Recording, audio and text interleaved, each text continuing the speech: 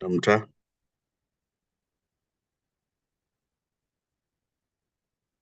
Yes, Hi, Ravi. Namcha. All right. Good afternoon. Mm, Super sharp. So don't check it, and I'm quickly taking something like that downstairs. Ne? Oh, sure. Yeah. Sharp रखें.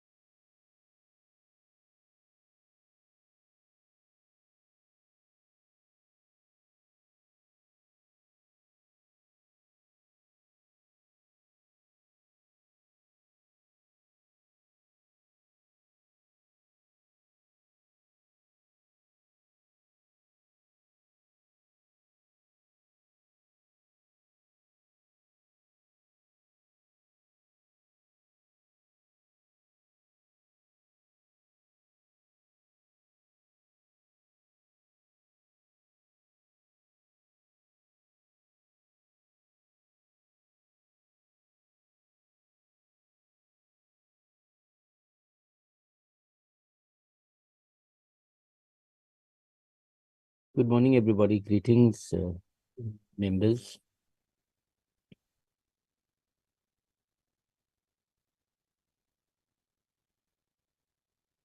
Good morning, Mr. Jacobs. Good morning. Good morning, Mr. Kunene. How are you doing? I'm fine, yourself? All good, all good.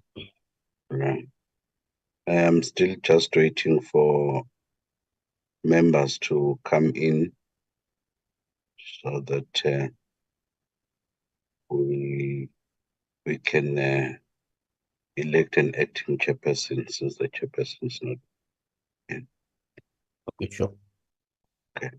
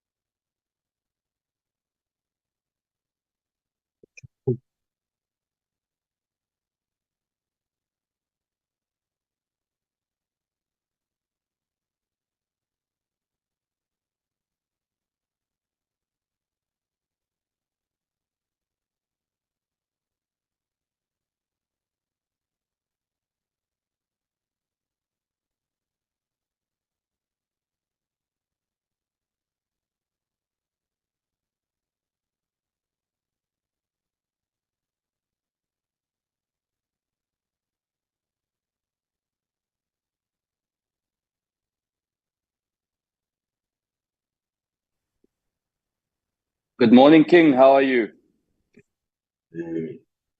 Good morning, Mr. Honorable Tivilas, and how are you? Oh, excellent. Thank you. Nice to be back in town. I was in France a little bit with the Parliament rugby team, and we got back last week, and we had a great time. But it's good to be back and back to work. So I took you to Berlin, and then you are leaving me behind when you are going to France. Yes, but you mustn't be jealous. I had a better time with you in Berlin than I had in France. No, I have to, because I took you to Berlin. Now when we are going there to France, you're leaving me behind. Môre, Jan, hoe gaan dit daar? Goeiemôre, goed dankie en self. Honorable Dankie. Jacobs, lekker om van jou te hoor. Lekker om van jou te ook, Honorable de Villiers. Ek verneem julle het lekker vir ons gerepresent en ons het gewen daar die parliamentarian groep, né? Well done. Ja, baie dankie. Dit is ek moet sê dis 'n ongelooflike geleentheid, want jy ons het met basies 8 ander parlemente genetwerk die hele tyd. So, en ons was by die Franse Senaat gewees wat nou, jy weet, hulle NCOP, hulle hoërhuis is, en dan was ons ook by hulle National Assembly gewees, en ja, dis 'n jy weet, alhoewel ons nou rugby speel ook, wat dit nou die aard van die saak lekker is die geleentheid om met die ander parlemente te werk en hulle te ontmoet is nogals 'n spesiale geleentheid. En daar het eintlik 'n bietjie goeie goed ook al uitgekom. Ons het 'n fokusgroep begin tussen al die parlemente om mekaar te ondersteun met wetgewing wat te doen het met inklusiwiteit in sport en so voort. So daar's nou so 'n bietjie van 'n fokusgroep wat dan nou oor internasionale grense gaan, wat dan nou ook uit dit uitgekom het, wat ek dink sal help om best practice jy weet ook in verskillende lande uit te wys. So ja, baie positiewe ervaring en natuurlik ek dink dieselfde wat ek en jy in Berlyn ervaar het, as jy so 'n bietjie saam met jou kollegas van ander politieke partye gaan om dieselfde doel te bereik en dieselfde ding te doen, dan kom maar baie positiewe goeders daar uit. So ja, dit was 'n lekker ervaring. Well done, and thanks for representing us, and hope that the Springboks can follow you guys. You guys won there in France, so the Springboks is really playing well. So yeah, hope they can bring the trophy home. We're all rooting for them. Yes, go Bokke. Mr. Jacobs, will you be cheering for us today, or will the chair be in attendance? No, the chair has a bereavement, so I think what we'll do once we have enough members, then the secretary will go through a process of electing someone. Okay. Maybe, yeah, I would just like to request, I know the meeting hasn't formally opened, but maybe we could just have a moment of silence for the chairperson and the family at the beginning. Mr. Kunene, is this being streamed live? Because there is a big interest in this debate, the cooperatives. Is there a link, or is it just on the Parliament streaming services? There are two. There's a Parliament one, and there is the other one that it's normally under Anamajavu. So there's a live stream. And do you know what the link? Do you know what the link is? If someone can just put it in the chat, because then I can share it to my platforms. No, the link is that is the one that we're using. Oh, the Zoom link. Okay. Yes. Okay.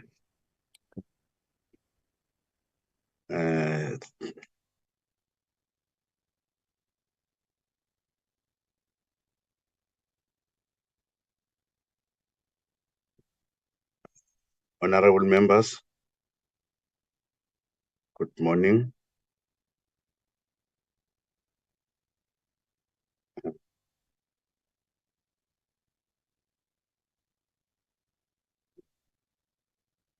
Good morning, honorable members. Good morning, DM. Good morning, sir. Good morning, Good sir. morning, colleagues. Good morning, sir. From the department, what you the Morning, co-operators.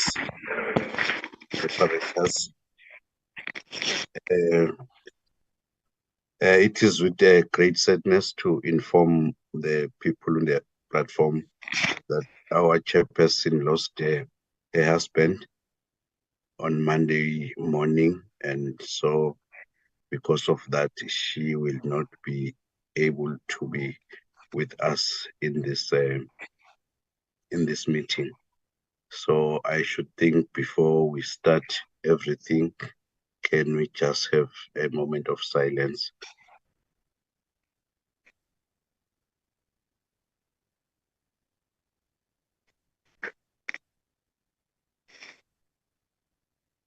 May the departed soul rest in peace. Amen. Amen. Amen. So, according to the rules of the National Recording Assembly, in progress. If the chairperson is not in the meeting, members of the committee have to elect an acting chairperson, and normally that procedure is being done by the secretary of the committee. So at this point, I will then start that process, that as we have indicated that the chairperson lost the husband, and then we have to elect an acting chairperson for this session. So I'll call for hands from the members to elect the acting chairperson. Thank you very much. I see the hand of Honorable April and Good morning. Honorable Williams. Good morning, Mr. Kunene. Good morning, honorable member. Mine is, I propose the name of Honorable Faiz Jacobs to chair. There's the name of Mr. Jacobs that has been proposed. I have also seen the hand of Honorable de Villiers. I don't know whether it's seconding or what. Honorable de Villiers. Yes, good morning, Chair, and good morning, colleagues. I would like to second Honourable April's suggestion to have Honourable Jacobs as the Chair. Thank you, Honourable de Villiers. Is there anyone who would like to counter elect the names that has been suggested? None. So since Honorable Jacob has been seconded to be an acting chairperson for the session, we'll therefore take all the rights to him to be our acting chairperson for the session. Thank you very much, Honorable Jacobs.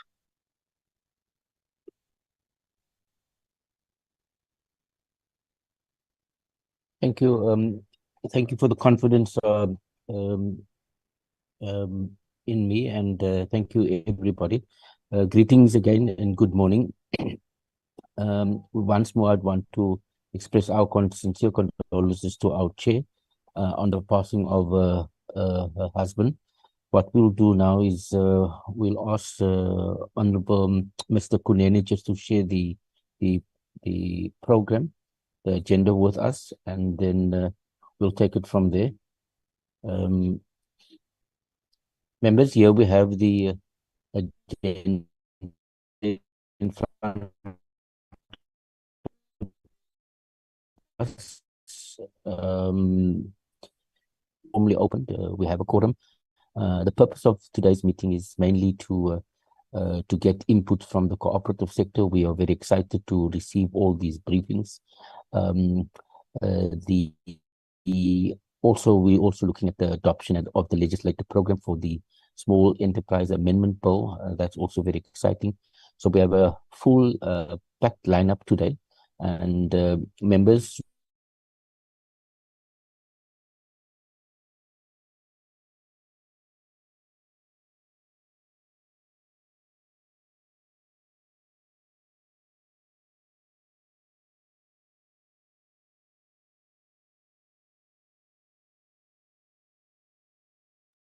Is it only me or that we lost the chairperson?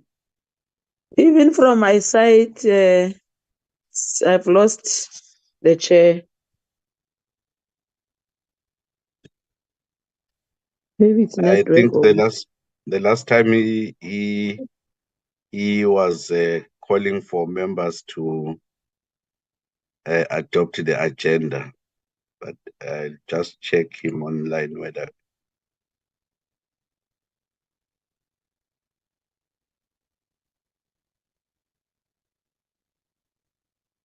Honorable April.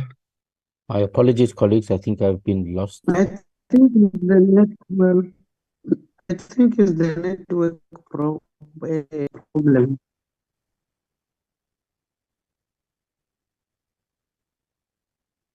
Colleagues, I'm back. My apologies. I had to secure a stable network, so I'm back. So maybe we can proceed. Let's formally adopt the agenda. Before we do that, let's do a roll call and apologies. Mr. Kunene. Thank you, Chairperson. Chairperson, we have received the apology of the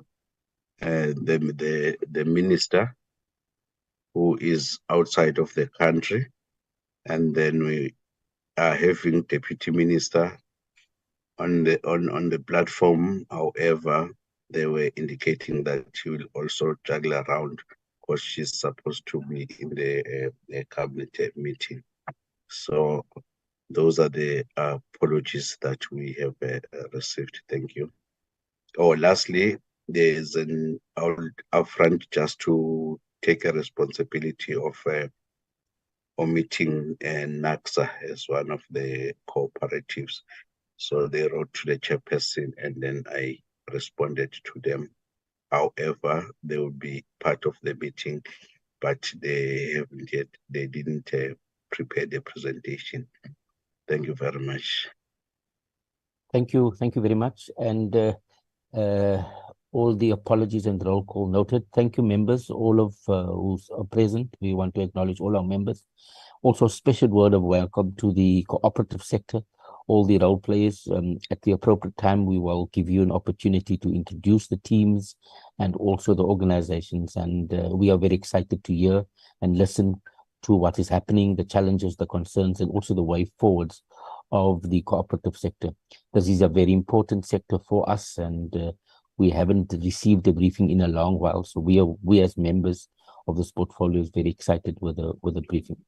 So with that, I'm going to ask members to adopt this agenda. Can I get a mover and a seconder, please? Honorable Tlomelang.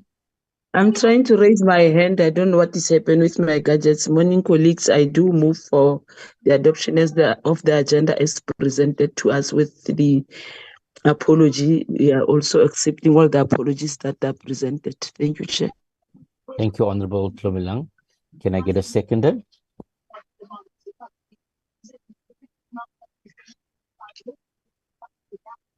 I will second, Chair.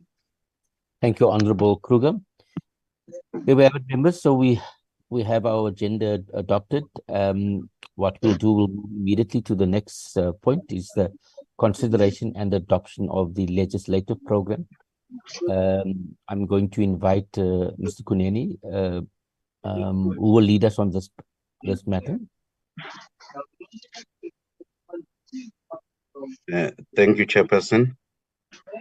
And then we, as the Secretariat and the management, the committee, I think now the committee is aware that the department has tabled a National Small Enterprise Amendment Bill, and as per rules of the House, once anything has been submitted and referred to the committee has to consider and proceed with it. So the department has briefed the committee about the bill, and then what we have done here. Now we have learned that the bill has been tagged as Section 76, which then means that it has to also be considered in the National Council of Provinces. And then according to the guidelines, once the bill is there, we should be having a program of how are we going to deal with the bill.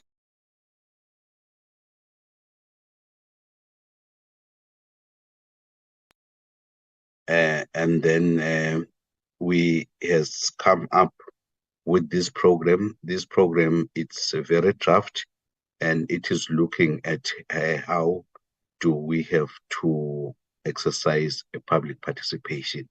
So firstly, the bill has to be advertised, and then while we are receiving adverts to get the submissions from various organizations and from various people, we should be having a program of how are we going to go about. So we developed this program as part of public participation, and then public participation comes in various ways. It can be in organizations, it can be in-house, it can be going out to provinces to get the different submissions from different people.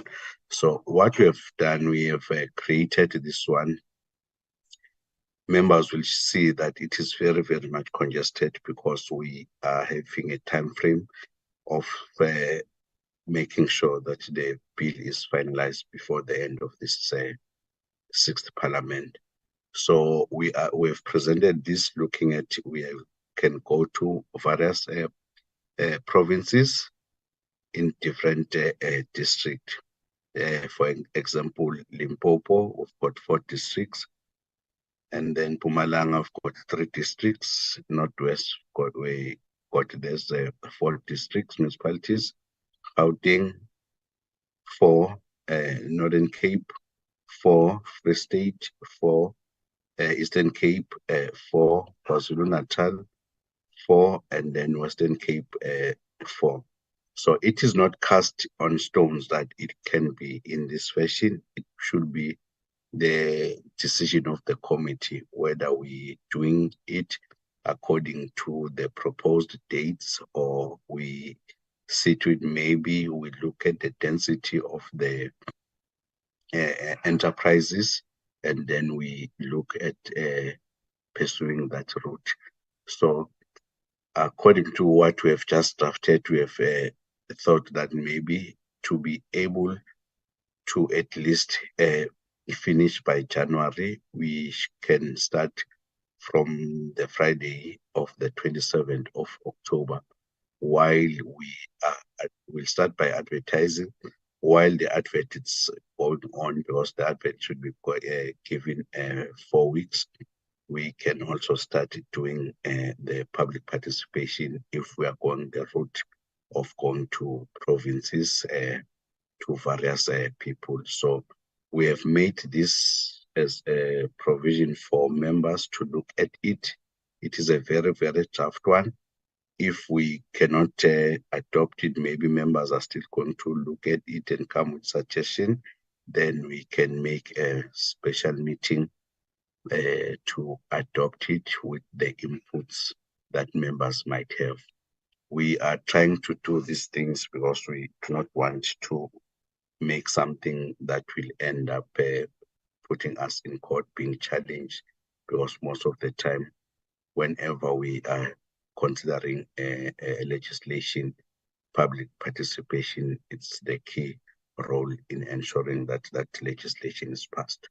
So members, if you can see, we were anticipating to start by the 27th of October and might have back-to-back meetings in different provinces. And if there's nothing disturbs the program, we were anticipating that we can finish it by the 25th of January, because we'll be having that gap between December and January. Chairperson, I present this, and then I do not know for the consideration of members. Thank you. Thank you. Thank you, maybe Mr. I can through you, Chairperson, I can request our legal advisor, Ms. Telani, with whom we are working, who is advising us on the legal part of the bill. Yeah, I was thinking maybe we get all the inputs from our parliament staff, the legal, the content advisor, and then I'll open up. I recognize your Honorable Kruger, but let them finish their presentation, and then I'll give members an opportunity. Mr. Talani, over to you. Thank you, Honorable Chair. So as King mentioned, this is a provisional program, but we had a sort of brainstorming session with the department, with committee support, and basically the legal advice that I provided was that gaining or drawing from the Mogale judgment, we see a very strict standard coming from the Constitutional Court when it comes to public participation. And the three factors that the courts do take into consideration when they look at whether Parliament has fulfilled its duty in terms of public participation is what Parliament itself deems as reasonable public participation, whether the legislation is important and what is the impact on the public, and the time constraints that are involved in the passage of the particular bill. As we know, we are heading towards the 7th Parliament, so time is of the essence. And the bill itself is very important. It will affect a number of people, particularly people in the rural areas, and particularly people who have small businesses who will have certain practices be deemed unlawful trading practices. Thirdly, the Parliament sees what is reasonable. It draws from the public participation framework, which King has considered when looking at the various forms of public participation. But there are means and ways of making a very tight schedule into something that is very reasonable. One being that we could ask for virtual public hearings. We could ask for public or civil society members to attend a virtual platform after submitting written submissions. And a second option could also be splitting the committee and double up public participation hearings on the same dates. So you could have half of the committee attending to 4 provinces and the other half of the committee attending 3 provinces to save time. These are various methods to sort of assist with the time period that we are dealing with. But I can safely say that King has considered the legislation and also the court's judgments concerning public participation in drafting the program. Okay. Thank you. Thank you, Ms. Hailey. Members, there's additional information which is really useful. I just want to check the content advisor. Do you want to come in now before I open to Mr. Gumede? Any additions from your side?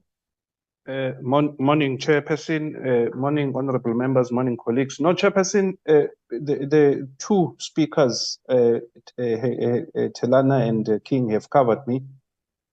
Except maybe to say, King, maybe we were supposed to qualify our projections or project planning to say, once this process is concluded in January, then the NCOP process will kick in.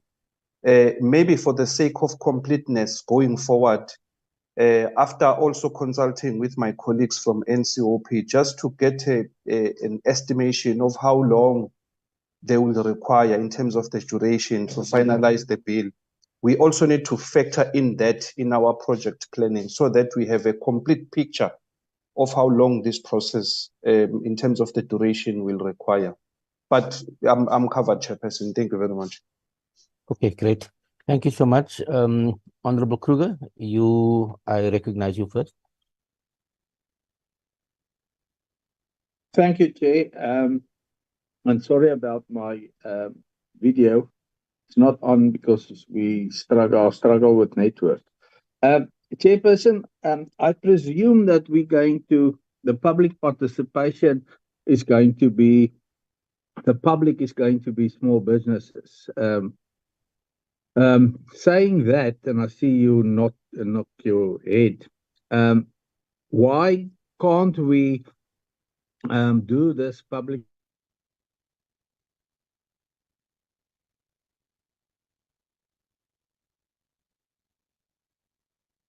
Honorable Kruger, I'm not sure if it's me, but visits I can't to hear you. the Parliament and from the Speaker, that we do this during the week, from Monday to Fridays. I think it will help us a lot with time planning. It will help small businesses a lot with their planning, so that we don't do this over weekends and Sundays and Fridays and so forth. That we do this in normal Parliament. Okay. Are you complete? Are you finished, Honorable Kruger?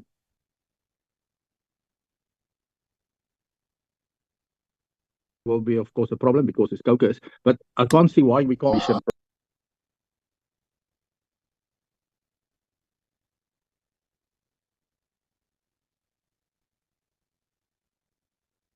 Okay, Honorable Kruger's breaking up, but I think we got the gist of your point about trying to streamline it into a Monday to Friday process. If you are complete, Honorable Kruger, then I will recognize Honorable Zungula and then Honorable Mabika in that order.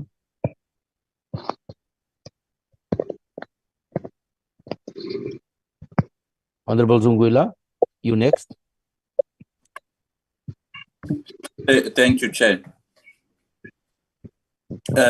Greetings to yourself, Chair, the members and the entire support staff. In agreement with Honorable Kruger, I think also we need to be flexible, Chair, on the proposed date. We know that, the program of Parliament, there might be some things that require the attention of Parliament, that requires that all members are in the House, and we can't take public hearings, or we can't go on public hearings. So as long as maybe we do understand that we just need to be flexible.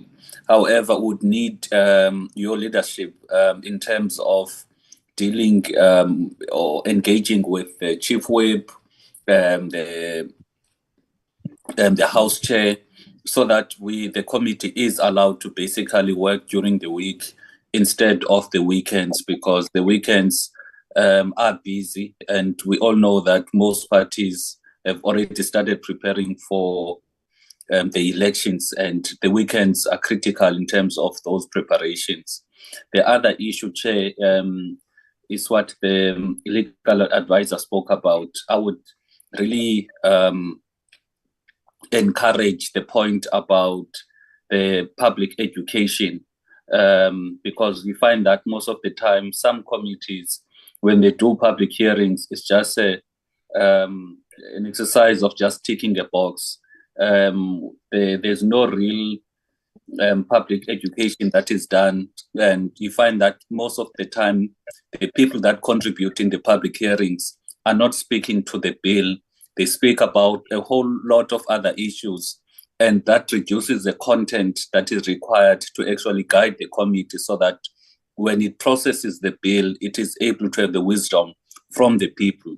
So if we can have that assurance and that commitment on the focus on the public education, I think it would assist us a lot. Thank you, Chair.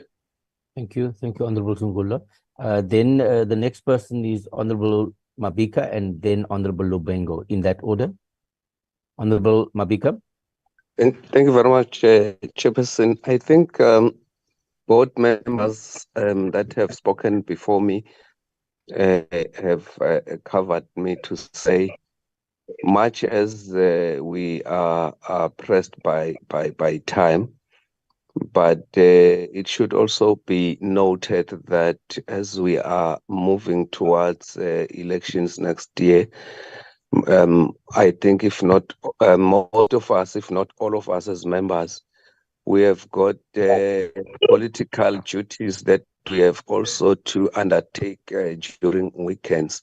So if these public hearings are only going to be during weekends, and when we have also to be in Parliament and do the work of Parliament during the week, it will become difficult, and I don't think our political principles will accept that we are not participating in political activities during weekends because of the public hearings. Thank you.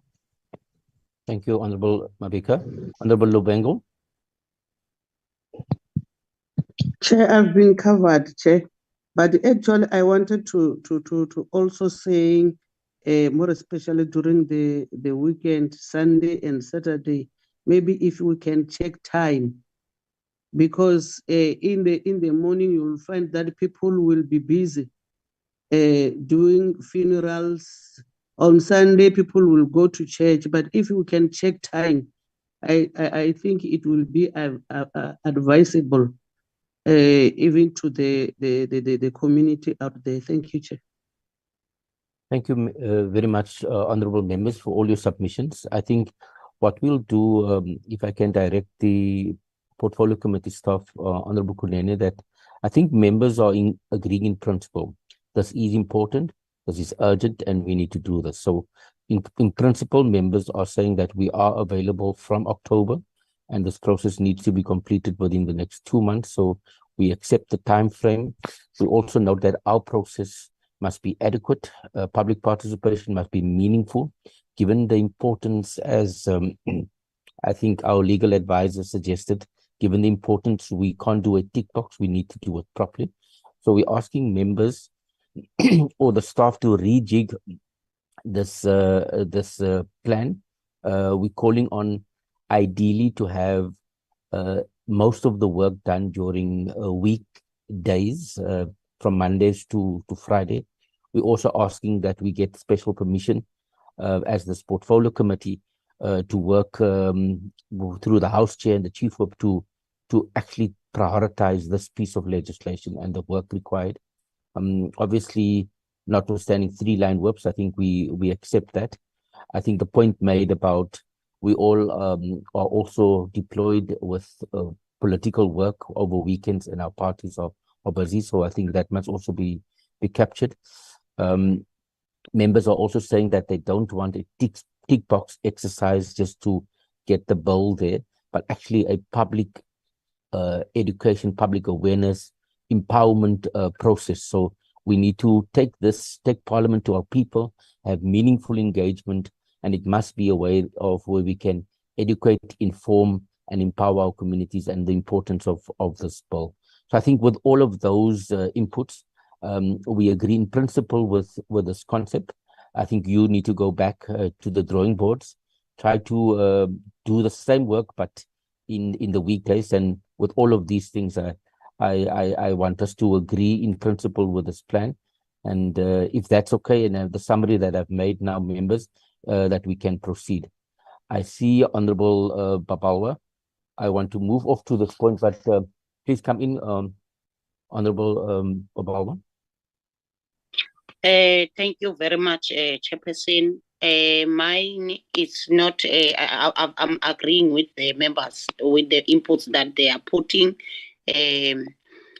Greetings to everyone and yourself as well, Chair. So mine is just to say, can we please be provided with the documents before the meeting so that at least we come here knowing what is it about, because you can't just go to the meeting without having an agenda and its documents. So this was not sent, circulated to us. So also in either changes or whatever, we ask the Secretariat to send to us all the dates, proposed dates, or whatever that is being proposed, and the final decisions. Thank you. Thank you, Honorable Matulelwa. I think very important critical points.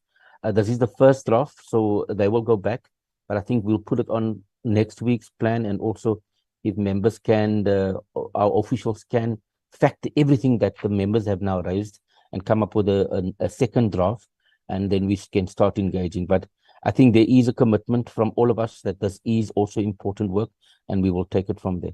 Members, thank you for your inputs, and thanks for the team that putting this together.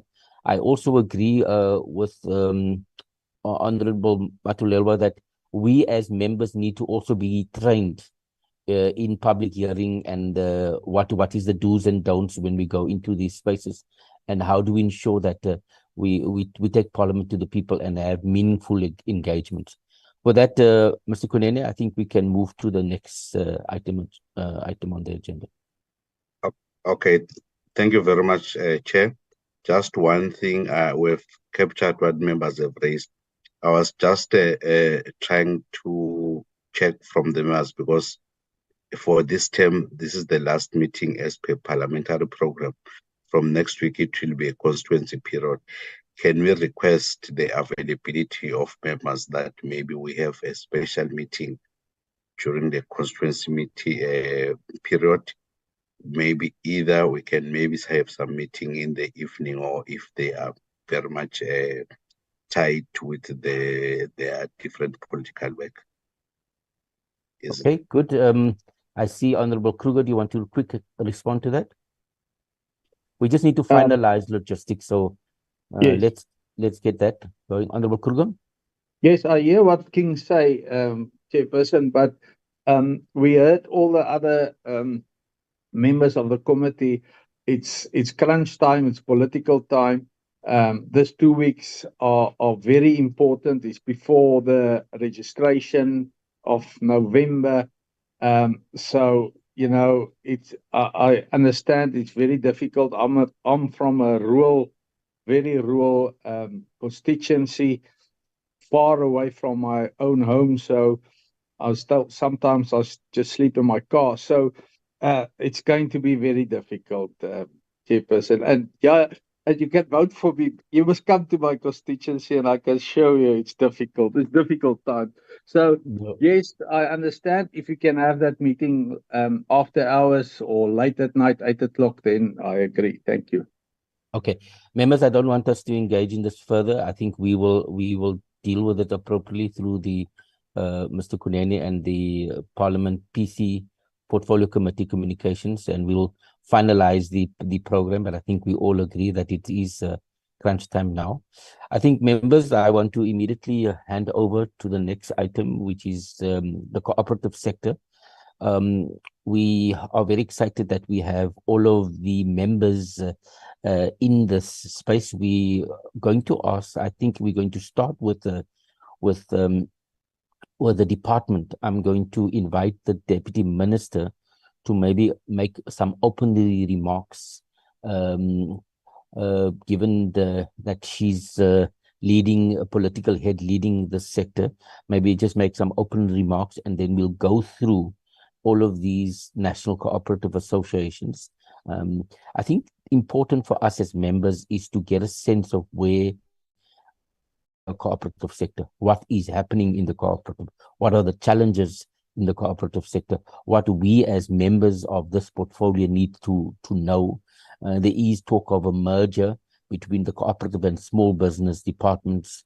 How is that going? What are the issues? How is this opportune time for us to do things better, improve our coordination, and also get some exciting best practices? We know that cooperative sector is the stepchild of small business and our economy, but we want it to be mainstream. We want it to take its rightful place as a part of the mixed economy that we are promoting, that to ensure that ownership, socialization of the ownership of the economy is not only in concentrated companies, but also people, organizations, community workers, sector-based organizations be part of owning and socialization of the economy. So with that, we are very excited.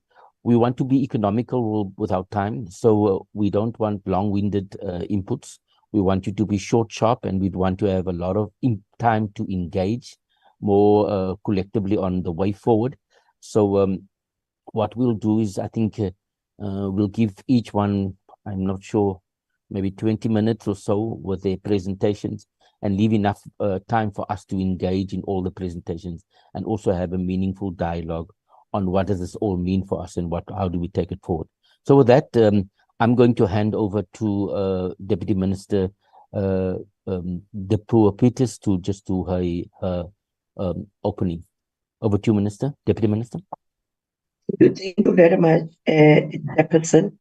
And I want to, at the same time, join the portfolio committee and convey the ministry and department's condolences to the chairperson of the portfolio committee on the loss of her beloved husband. May his soul rest in peace and the family be consoled. Chairperson, today we are here, Chairperson and honorable members, we are here this morning and to engage with you, mainly to allow also the department as well as the different role players of this cooperative sector to engage with your good self. The honorable members will also remember that part of my responsibilities as the Deputy Minister of this department relates to the development and growth of the cooperative sector in the country. Our presentation will also cover the outcomes and resolutions taken at the two-day cooperatives policy dialogue that was held by the department recently. That was the 30th to the 31st of August.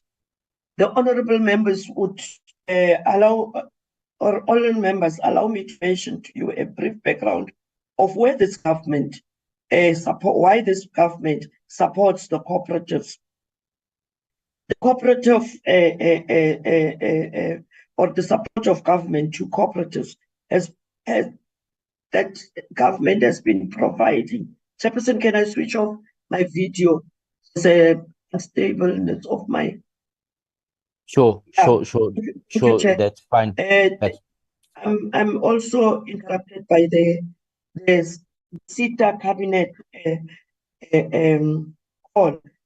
Chairperson, like I said, the Department of Small Business, together with different agencies, has got the mandate to support cooperatives. And then this process started in the Department of Agriculture. Later, it was moved to Trade and Industry, and now to the Department of Small Business. The DTI then had developed a scheme that was called Cooperative Incentive Scheme, which was targeting cooperatives. The scheme offered a grant of 350,000 rand, which could be used to acquire business machinery, equipment, commercial vehicles, specialized machinery, raw materials, stock, among others. The grant was not paid directly to approved or qualifying cooperatives. Instead, it was paid directly to the approved supplier. I want to say that the Department of Small Business in 2024, when this department was established as a standalone department, continued with this mandate, and we were given the responsibility of SMMEs and cooperatives. We achieved this mandate by administering policies, legislation, and strategies that seeks to create an environment where SMMEs and cooperatives could flourish and sustain themselves with minimal government support, particularly support in the form of incentives. We, however, honorable members, as the department understand and appreciate the fact that government support in the form of various interventions and programs is crucial and ensuring that the SMMEs and cooperatives operate not only in the periphery of the economy, but that they enter and operate the mainstream of the economy. The department has, since its establishment, worked on a number of legislation, and Mr. Nkabinde and the acting DG would give you further details. I think towards the end of 2018, a new program called the Blended Finance was developed and rolled through our agency called CIFA, and details thereof would also be provided. The program was a blend of a loan and a grant portion. This program was being administered by CIFA over the past 2 financial years. And generally, the performance based on the number of cooperatives that managed to access it was not satisfactory at all. Based on that fact, Chairperson, of the unsatisfactory performance on the program under CIFA, the department has since taken the decision to review that program and transfer it to our other agency, which is SIDA. The officials from the department will expand more on this when they take you through the presentation. Chairperson, in conclusion, I'm looking forward to a fruitful engagement with you today as you advise us, and we are looking forward to getting even more wisdom from your good selves as well as from the cooperatives bodies that will be participating here. Thank you, Chairperson. And I want to apologize that I've got this problem of flu, but I will stay on the platform because I've submitted an apology to the Cabinet Committee. Thank you, Chair. Thank you, Honourable Deputy Minister. We appreciate your input and your willingness to continue being part of this process as our political champion, even though you are not feeling well. Thank you very much. I think now we can move straight over to all the presentations. I think let's go in the order that we have suggested. Mr. Kunene, maybe you can help us with just the order, and then what we'd like to do is the teams, members of each of them. So the National Cooperative Associations of South Africa, you are first. Maybe just introduce the team, just briefly put on your camera, and then we giving you 15 minutes, 20 minutes to just do your presentation. It says your 15 minutes presentation for each stakeholder. I think what we'll do, we're asking members to please make notes and engagements to the end of all the presentation. We anticipate information overload, but please, members, please take notes so that we can engage with all the presentations afterwards. So with that, Mr. Kunene, maybe we can ask the teams to start.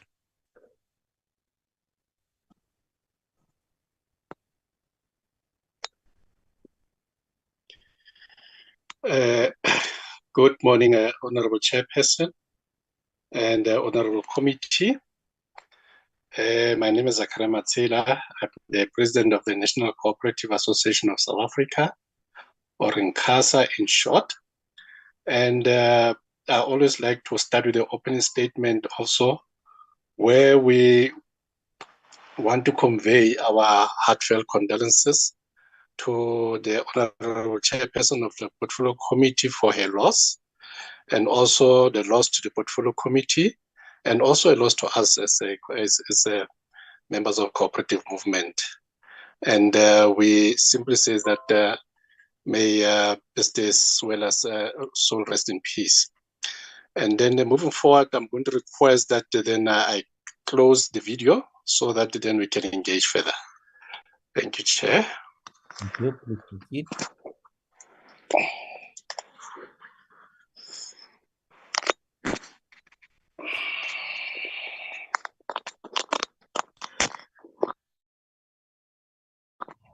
Thank you very much. I hope I'm audible. Now we're going to move to the second slide.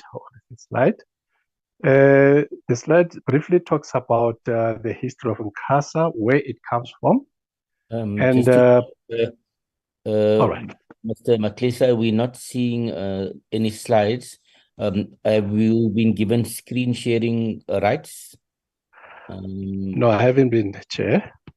Mr. Kunene, can we please help with the presentation? So please give each presenter an opportunity to do sharing rights. Yes, Chairperson, I've made him a co-host. He can just go to share screen. Okay, let me try to do that. Okay. All right, it's going to be a bit of a challenge on that one. If probably Mr. Kunene can assist me on that one. Okay, what you can do you see that share screen icon? Yes, I do. Do you have your presentation on the desktop or down? Did you open it? Okay, I'm trying to open it. Okay, let me open it. Or let's say if you're having problem, let's do this. Let me, because you gave me today, can you see that? Then I'll scroll to Yes. tell me where you are in your, can you see it? Yes, I can. Okay. Thank you very much. Thank you very much. Yes, on the third slide, which is a brief history of NCASA, it shows that NCASA was established as an apex organization for cooperatives in 1996 at the dawn of democracy. And then since then, it has been an organization that represents cooperatives in all sectors as an apex organization since then. And it has been the embodiment of collective identity of cooperative movement in the country.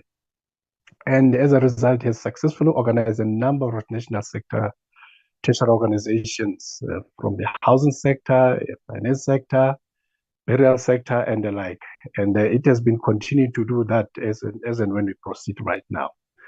And NCASA, since its founding in 1996, in the number of forums, it has influenced the change in the legislation. As for an example, moving the cooperative legislation from the 1981 Act to the 2005 Act, the movement of cooperative union from the Department of Agriculture to the Department of Trade Industry, and lately to the Department of Small Business Development as we know it today. And in the process, a number of legislative policy and strategy in cooperative has been an order of the day in terms of the work that NCASA has done. And over and above that, it has gone further to ensure that the cooperatives in South Africa get representation continentally and internationally. Next slide. And then on the next slide is just a number of national organizations and sectors that form part and parcel of NCASA, which is around about 15 sectors. And then in the respective responsibilities, as I know we see them, I wouldn't want to get into the details of that. But what's very important is that as we go down in the number of engagements, you'll see the work that we are doing specifically around organizing sectors, because we realize that the only way, and one of the reasons that compelled us to mobilize for the change of the Cooperative Act of 2005 to 2013 is to be able to start organizing sectors at a national level so that each and every sector will have an opportunity to sit with the relevant ministry, speak about or talk about issues that affect their respective sector. We are very much aware that at the moment, the current setup in the cooperatives that it's a mixed mesh, it's a multi-sectoral. The department, in this case, CIPC, allows a cooperative to run into about 4 or 5 industries. And then as a result, they do not become industry experts. In short, they become people that are taking chances, whereby you get a caterer and housing and whatever. So it makes it very difficult, even in when an issue for a tender, either from government, municipality, whatever it is that says, we are looking for this type of a cooperative that can provide this type of services. You're going to find a cooperative applying for a cleaning space, but providing a catering cooperative. So we felt that it is very important that we have to start categorizing this type of cooperatives in their own sector, so that housing cooperatives specifically talks to housing issues, property-related issues, whether being commercial, whether being residential. Then it's easy by so doing that as a sector nationally can engage national ministries, provincial ministries, and in this case, their way they become matter of subject expert in the built environment. So that's the purpose of this particular 15 sectors that form part and parcel of NCASA. So the next slide, please. So in this case, we also wish to highlight that beyond the particular sectors that we've organized, we also have other civil society or in the organization that have a vested interest in terms of corporate development and cooperative support. In this case, are either members of NCASA or partners of NCASA in the cooperative movement. For an example, the Disabled People of South Africa, as a partner and also as a member, there's already a number of programs that have been streamlined. For an example, as we speak right now, we have undertaken a training for the disabled sector in the hair and beauty sector.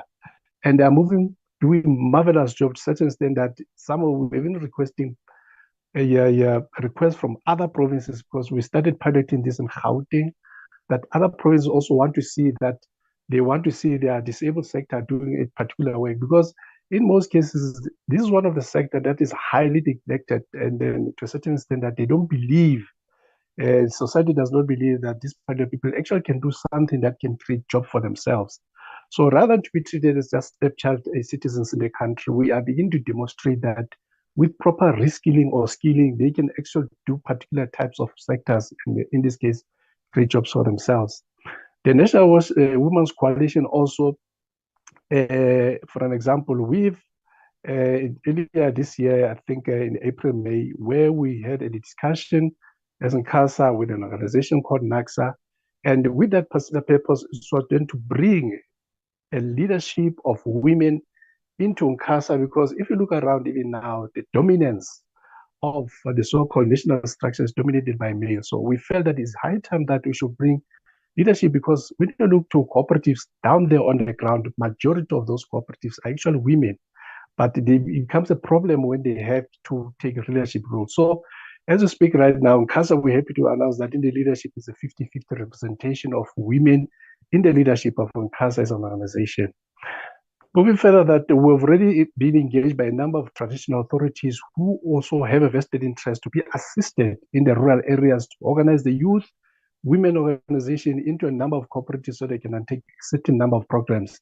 In this case, and it's an ongoing process as we speak.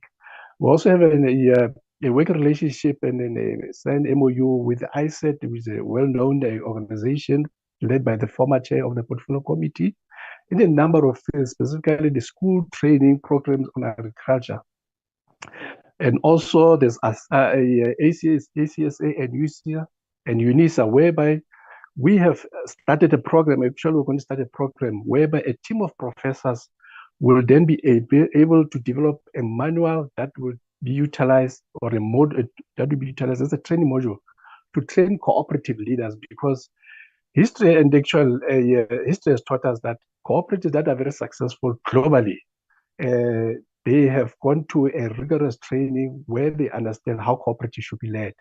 And for an example, one of the issues in the Cooperative Act of 2030, we're talking about the Cooperative Academy, which in this case, if you see towards the end, we also motivated that this particular academy should be up and running, but I'll get to that one when we get there.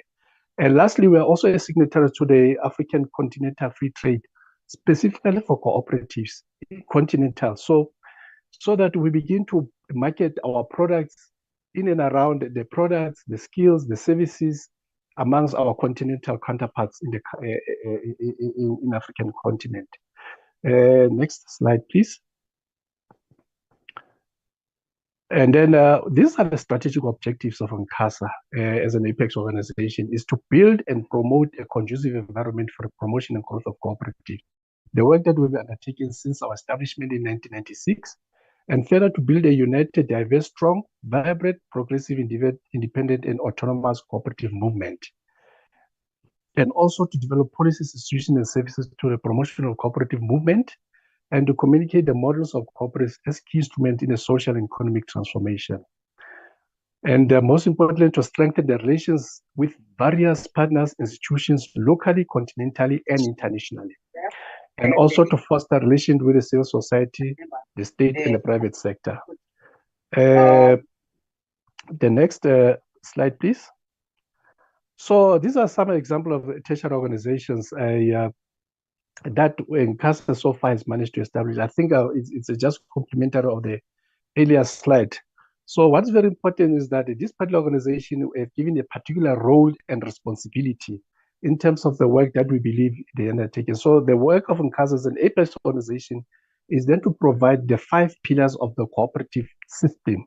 So in the next slide is that particular cooperative system that I'm talking about, which is to provide feasibility study, research, and the like.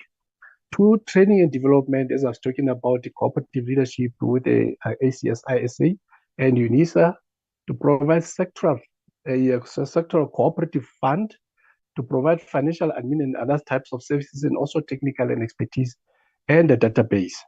So the next slide is just the office structure of NCASA, how it is structured, whereby we've got the general manager, we've got the shared services, project services, and operation services, of which I'm going to take you through that as well, moving forward.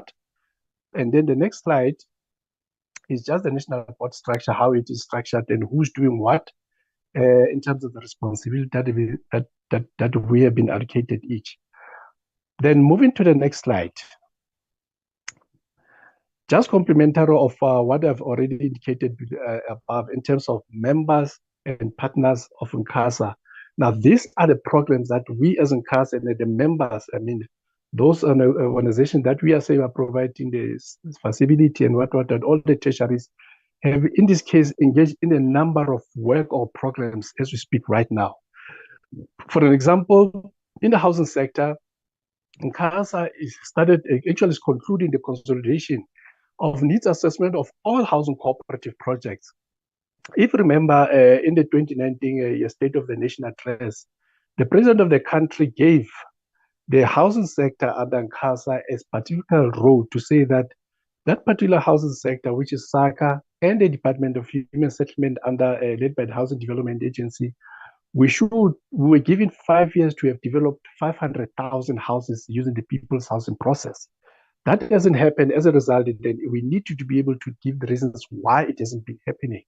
And as a result, that this compelled us to start talking to the cooperative, to the cooperations bank, which is the National Housing Finance Corporation, which is a human settlement bank, to say what is it that needs to be done in order to make sure that there's this element of synergy between what cooperatives in the housing doing and in line with what the human settlement is doing. And in the long run, then we go to a point whereby we're going to send in a memorandum of understanding to support this. And also, most importantly, to also announce that because of those particular engagement, the so-called FLEES program had to be changed so that it becomes a first home finance, so that it now begins to recognize group schemes that are saving together to build their own houses.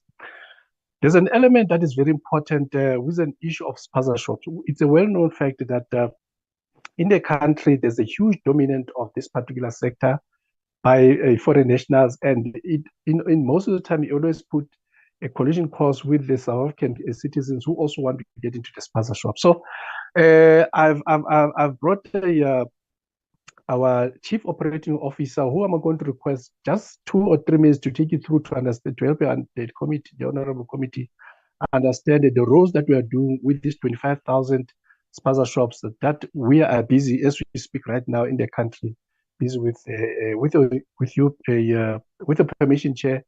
If I may allow Mr. Martin Mdluli 2 or 3 minutes just to take the committee around this particular program with spaza shops. Right, you still have 3 minutes left, so please proceed. Continue. Okay. Then from there is an issue of unemployment. Over and above the spaza shop, we have also observed that in the township, specifically the township economy, a lot of shopping malls that are in the township are specifically for retail purposes. We do not witness township malls that are there for industrial to assist in the creation of employment. So we also started in line with the township economy initiative to incorporate the industrial container malls, whereby those people who are working in the background, who are needing for space to do their work, can be able to occupy this particular mall so that they can be able to do their work and also be able to showcase their work in those particular people that have vested interest. In the energy sector, our member is busy as we're partaking in the Presidential Commission of Just Energy Transition to highlight the role of cooperatives in that particular process, because at the moment the most interest is to ensure that there's this element of private sector investment. But in this case, they forget that there's also community investor interest in this particular just energy transition. So that's the role that we are busy playing right now. But what's very important portfolio to the portfolio committee and you, Chair, is that every time there's this particular element of cooperatives, as it's already mentioned, Honorable Chair, that they are treated as stepchild. And the reason why cooperatives are treated as such is because they're always seen as people always with a cap in hand begging for money to be sustained. So we have developed a highly sophisticated digital system that will assist cooperatives to be sustainable, and not only be sustainable, that any other interested party will be able to download the report and see the progress, because these are some of the things that have been a challenge all along when it comes to cooperative, to say, what is the database? What is this cooperatives they're doing? Where the sectors are or operating? What are the challenges? So with that particular system, it's just a click of the button and the information that is needed, it will be available at your disposal. And lastly, on an issue of food security, we are also happy to say that since the beginning of the year, we have been mobilizing and assisting all primary cooperatives to come together in one voice. Whether it's a primary or the secondary or the tertiary, we are going to talk in one voice, and we are in the brink of launching the first national tertiary cooperative in the country that represent all cooperatives in all sectors, whether it's livestock farming, whether it's cannabis, whether it's ocean economy. They'll be talking together, and I would like to extend this invite to all the portfolio committee to that very important launch, because that is going to be a game changer for those small-scale farmers in the rural areas, in the townships, where they have been struggling to get recognition, market their products and things like that. So with the launch of the National Agricultural Cooperative, we are seeking to address that. So the last slide in closing, we'd like to say to the portfolio committee, as the Honorable Deputy Minister said, that at the end of August, we were in the policy dialogue. And what's very important is to say that we were assessing the progress of the national strategy of cooperatives from 2012 to 2022.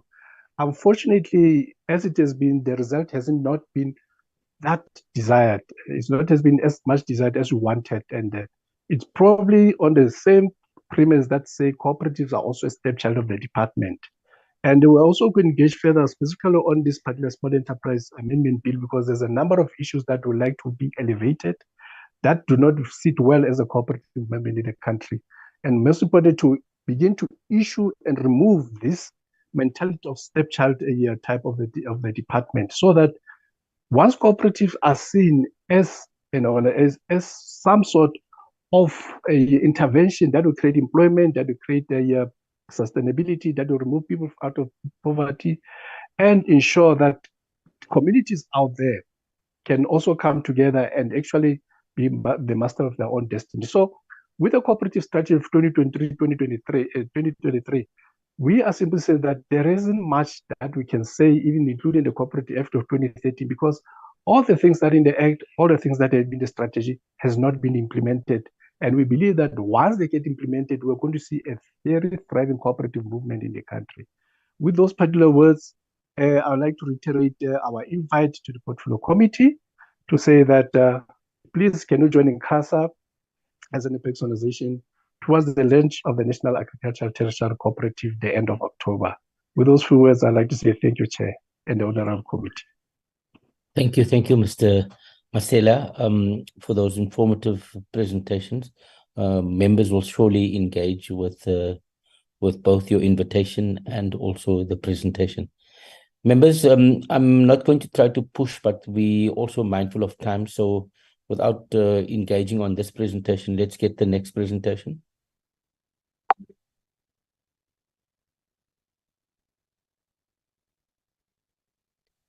It is the South African National Apex Cooperative, SANACO, who will lead us on this presentation.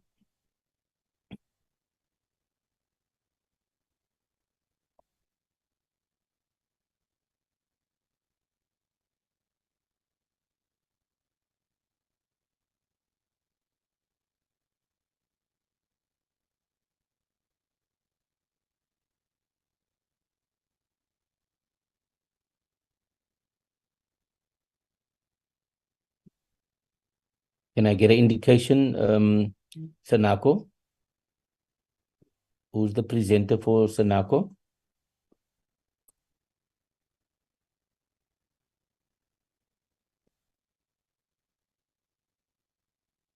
I thought, Braken, you will clarify if Mr. Bali is on the platform.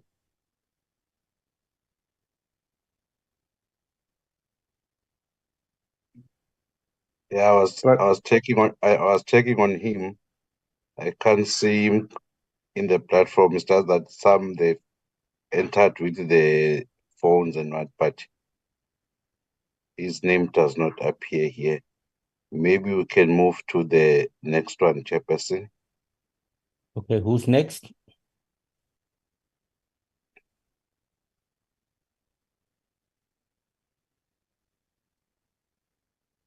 SACOBA. SACOBA. South African Cooperative Banking Association. Over to you. Greetings, Chairperson, and even also the members of the committee and all the other members in attendance. Chairperson, if you allow, I would like to share a presentation. Is that Sishle Ngobane? Please just identify yourself and also your organization, and maybe just quickly put the camera on for us to see who we're talking to.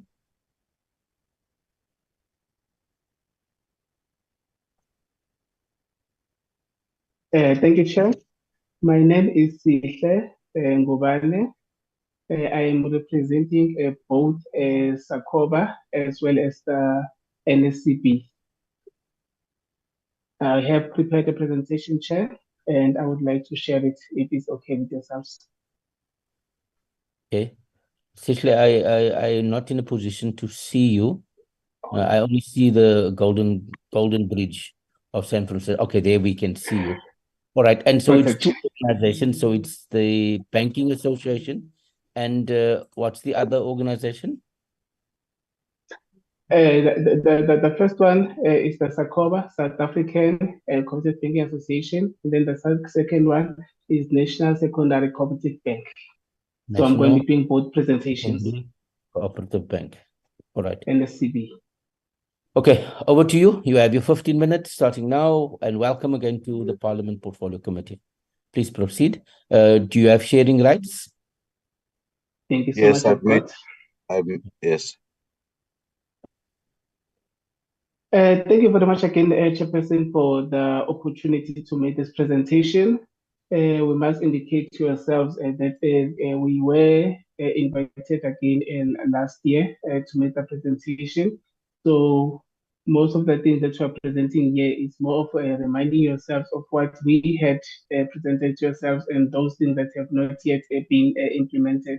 And we also understand of the complex nature of the cooperative banking sector. So we will be giving some detailed information on who we are as the sector, the background on our strategy that we have developed, and as well as the overview of the strategy. And then we'll also go into the priorities that we've got, as well as giving you the update on the two organizations that are implementing the strategy. So, Chair, just quickly looking at who the sector is. Ourselves, Chair, we are the steering committee. I've got the other members that are part of this meeting.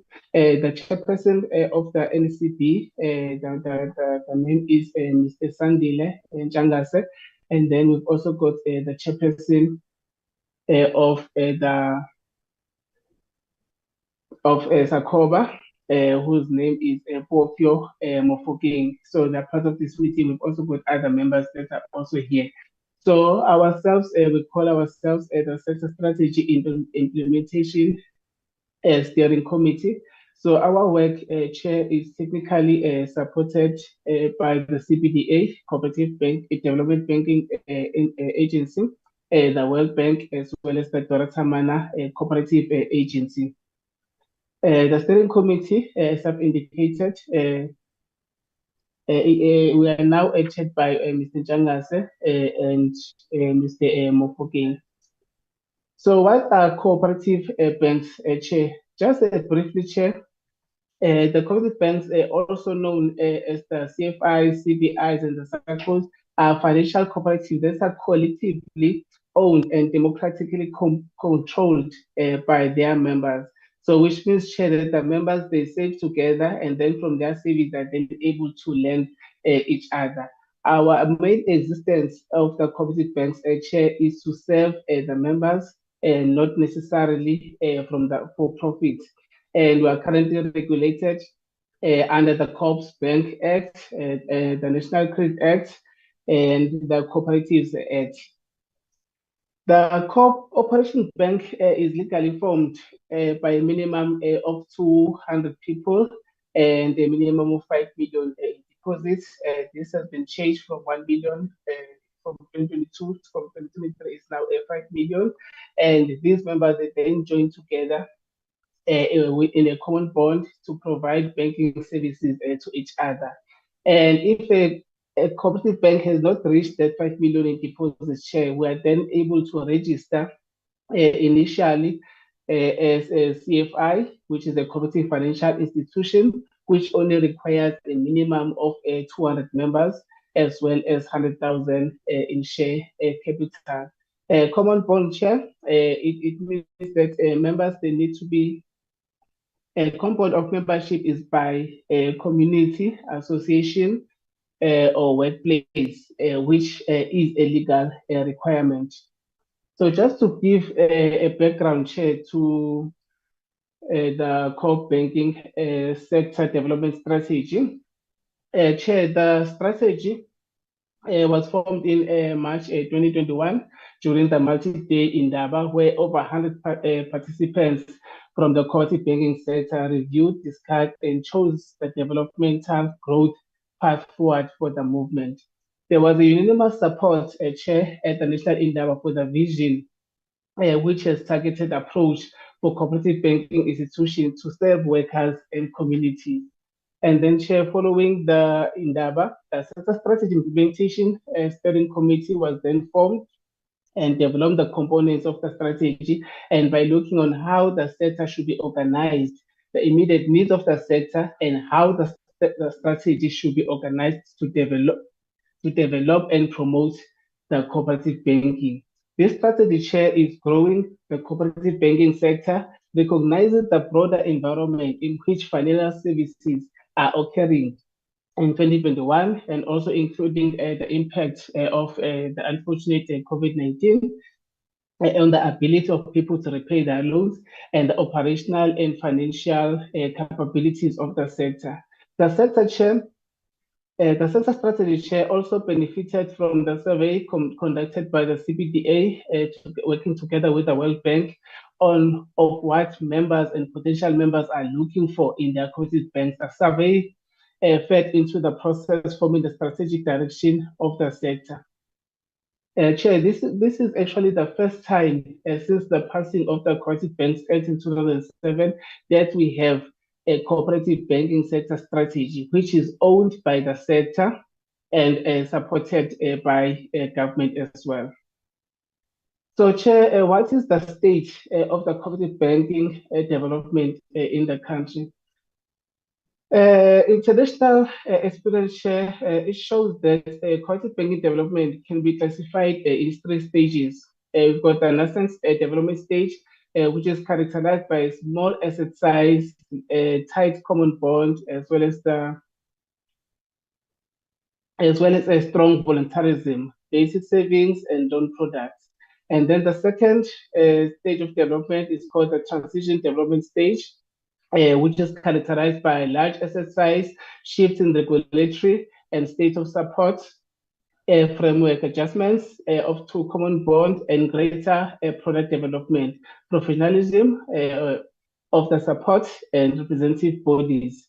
And then the third stage, Chair, is the mature development stage, which is characterized by large asset size, less restrictive common bond, digital technology environment, well-organized and progressive support and representative organizations. Chair, it is sad to say that in nearly 15 years since the introduction of the 2007 Cooperative Banks Act and 13 years since the establishment of the CBDA, our cooperative banking sector in South Africa is still on the first stage of development, Chair. And the fact that we also want to bring forth about the sector is that we've got about 29, 28 registered CBIs at the moment that are representing about 30,000 members. That is nationwide, Chair, not just in Gauteng. And the average membership each CBI is about 1,000. If you look at the number of CBIs that you've got vis-a-vis the total number of membership. But if you look at what they've managed to achieve together, they've mobilized over 400 million in savings, which offers a basic savings products to their members, and as well as the total assets of the sector is now over 500 million, which is actually $500 million chain. And about 350 million of those has been lent out to members in the form of loans.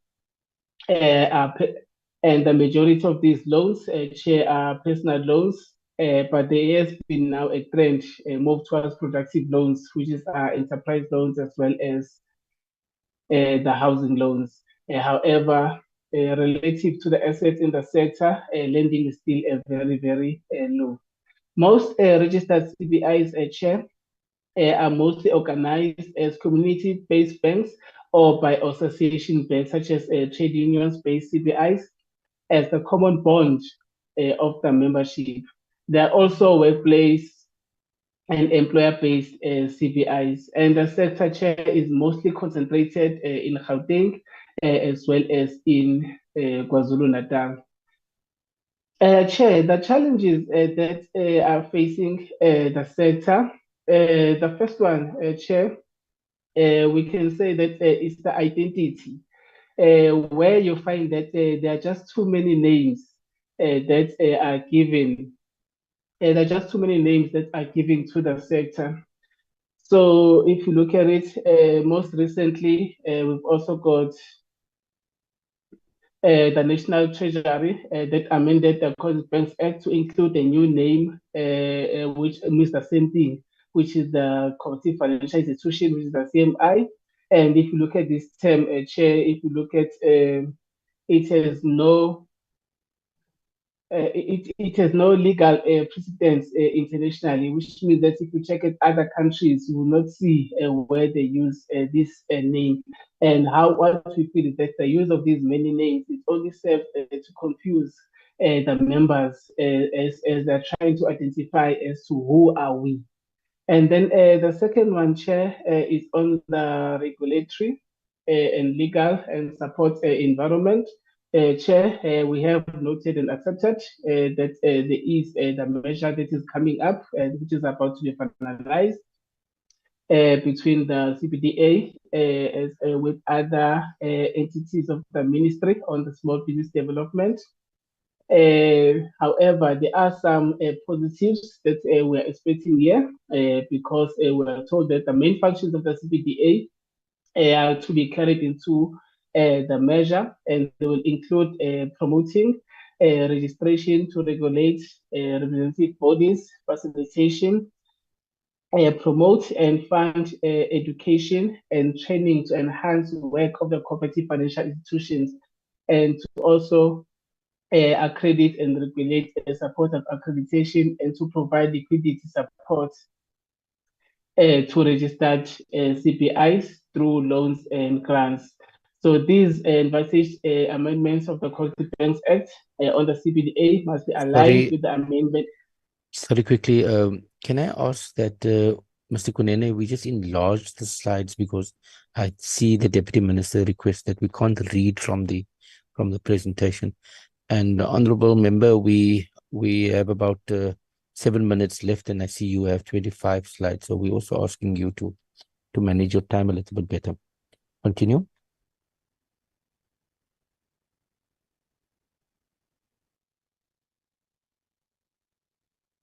Okay, I've tried to enlarge the slides. Okay, I'm going to try to manage the time. Okay, I'm going to move, Chair, to the challenges that we have. The main challenge, Chair, the sector that is facing is the development and the growth challenge, where you look at the fact that despite the last 25 years and the passage of the Cooperative Banks Act in 2007, providing legal framework in the sector, the cooperative banking sector serves nearly 30,000 members out of 40 million adults in South Africa, and that number has remained relatively flat at a 0.7% annual growth over the past decade. And the part of the reasons are the lack of public awareness of this type of cooperative. So, Chair, in this slide, I'm also emphasizing the challenges that we are having as far as the growth is concerned, where we are saying that when you look at okay, Chair, I'm trying to manage time. I thought I had 30 minutes, Chair, since I was doing 2 presentations, but I'm going to just move to the strategy now.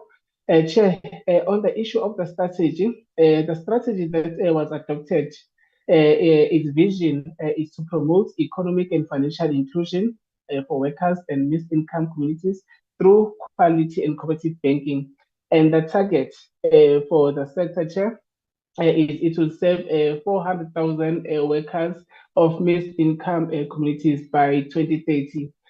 Chair, this number may look small, saying that 400,000 members looking at the general banking population as we are, but we need to bear in mind that we are moving from 30,000 where we are now, which is going to be a large growth for the sector, but it is a necessary growth that we need to achieve.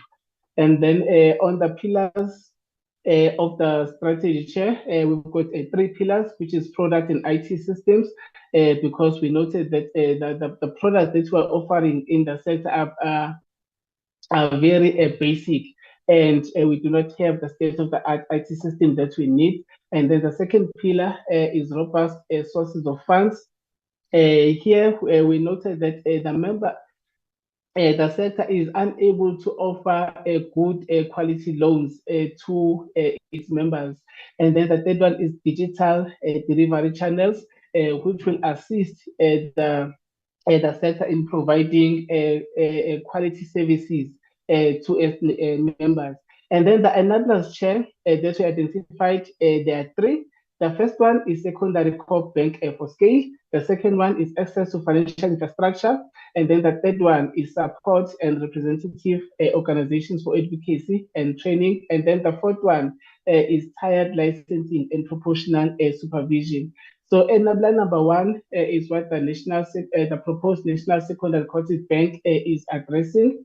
And then enabler number three is what the SACOBA is addressing. So, Chair, I'm going to skip the sector and its proposals due to time. I want to move straight to the proposed National Secondary Cooperative Bank, just to give an indication as to who they are and what they've done. So, on the National Secondary Cooperative Bank, Chair, the services that we're going to be offered, there are three in the main. Payment services, which is the main one, that will include interbank transfers, mobile banking, spending debit orders, e-bill payments, and the debit cards, because these are the main services that our members are looking for, and currently the individual CBIs are unable to offer these services due to the cost of the technology that is required. So if the NSCB can be able to acquire the technology and then share it with its member CFIs, will then be in the position to offer all these services. And the second one is investment services, which will look at the investments of funds with the NSCB for high yields, which will like the treasury bonds, and the investment funds will maintain high liquidity funds. So in the investment services, is we are aware that there are some CBIs that have a lot of liquidity that is available to them. So we're saying that they will need to bring these monies to save with the NSCB, so that the NSCB can be able to use the same funds to lend to the other CBIs who might be having a liquidity needs at those particular time. And then the third one is the insurance brokerage services. On the insurance brokerage services, check. Here, the main one that we're looking for is the credit life insurance. Mr. Ngubani, just hold for me quickly. I see someone trying to catch my attention. Who was that trying to, is it Nomta? I saw someone trying to get my attention. Okay. Members, I'm calling on your patience and indulgence. Mr. Ngubani, I'm going to give you another 2-3 minutes just to wrap up. So let me invite members just to please be patient, and then we continue. Mr. Ngubani, I'm asking you to wrap up now. Thank you, Chair. Okay, Chair, the main one that I want to touch on the NSCB is just to give an indication of the work that has already been done. We had a work plan, Chair, that we're working towards, which was including organizing and gathering of information, where we started in June of last year until November this year. We are currently now finalizing the phase 2, which looks at the feasibility planning that started in February this year, and we are concluding it now in September.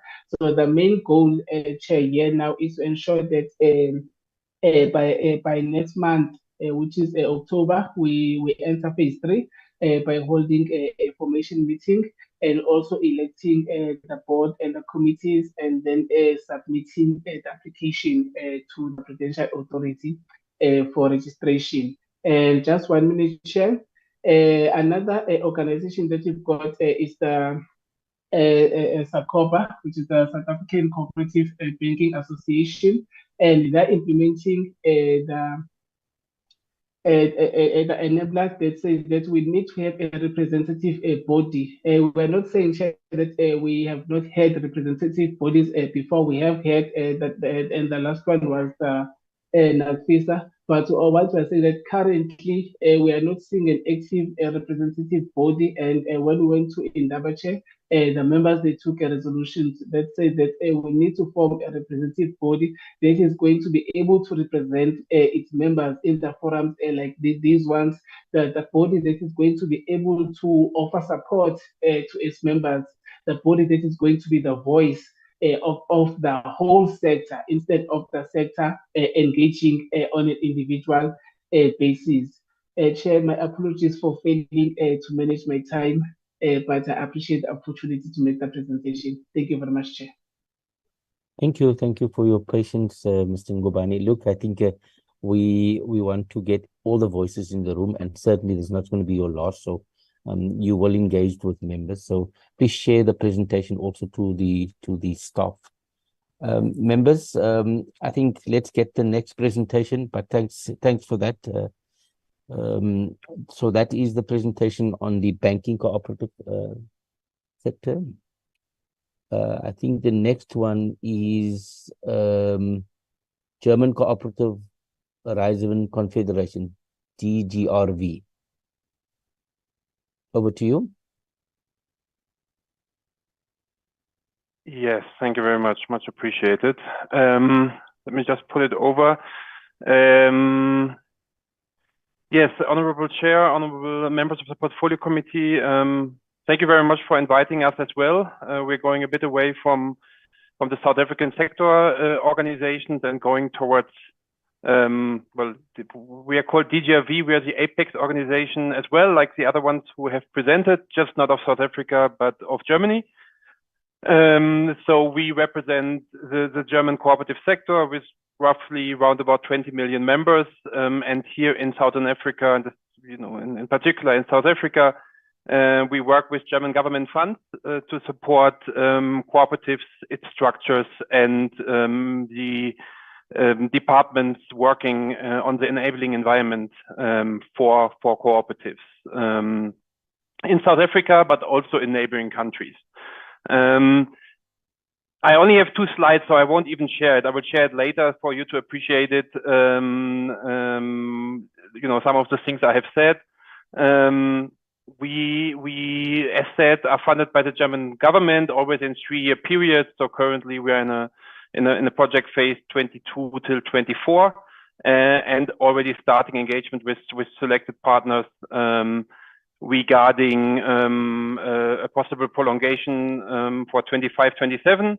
When I talk about Southern Africa, we have offices here in South Africa, based out of Pretoria, in Mozambique, out of Manzini, in Eswatini, out of Manzini, and in Mozambique, out of Maputo. Our total budget is around about 2.5 million euros for a 3-year period for the entire SADC.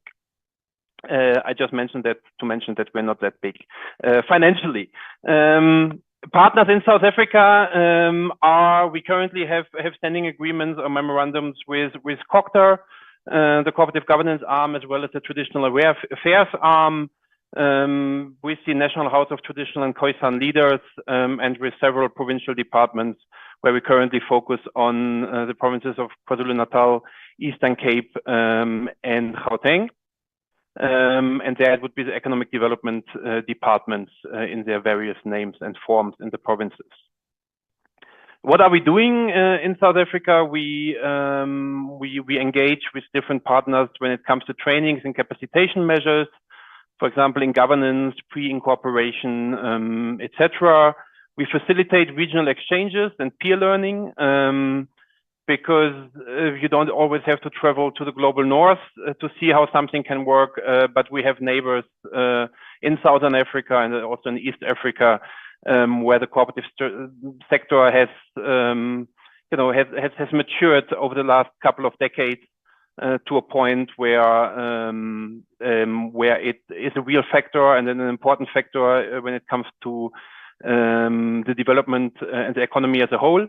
I mean, if we just look across the border to Eswatini, we just heard that around the cooperative banking or the CFIs in South Africa have total assets of around about 500 million rand. If we go across the border to Eswatini, which is significantly smaller, we talk around round about 3.5 billion rands currently in assets, looking at the size. So they have overpassed us at some point, but why not learn and see what we can do to support a member-based and people's-owned financial sector. Our focus in the project is more and more going towards women use as well as traditional structures. We did see that often traditional structures have been overlooked. Developing or turning around communities, traditional structures need to be looked at, and traditional structures need to be involved, and that's through the National House of Traditional and Khoisan Leaders. I know I have 15 minutes, but I won't need the 15 minutes because I think it's more significant to also give other representatives of the sector the word, as we are only an external international organization in the country. We have, however, two recommendations.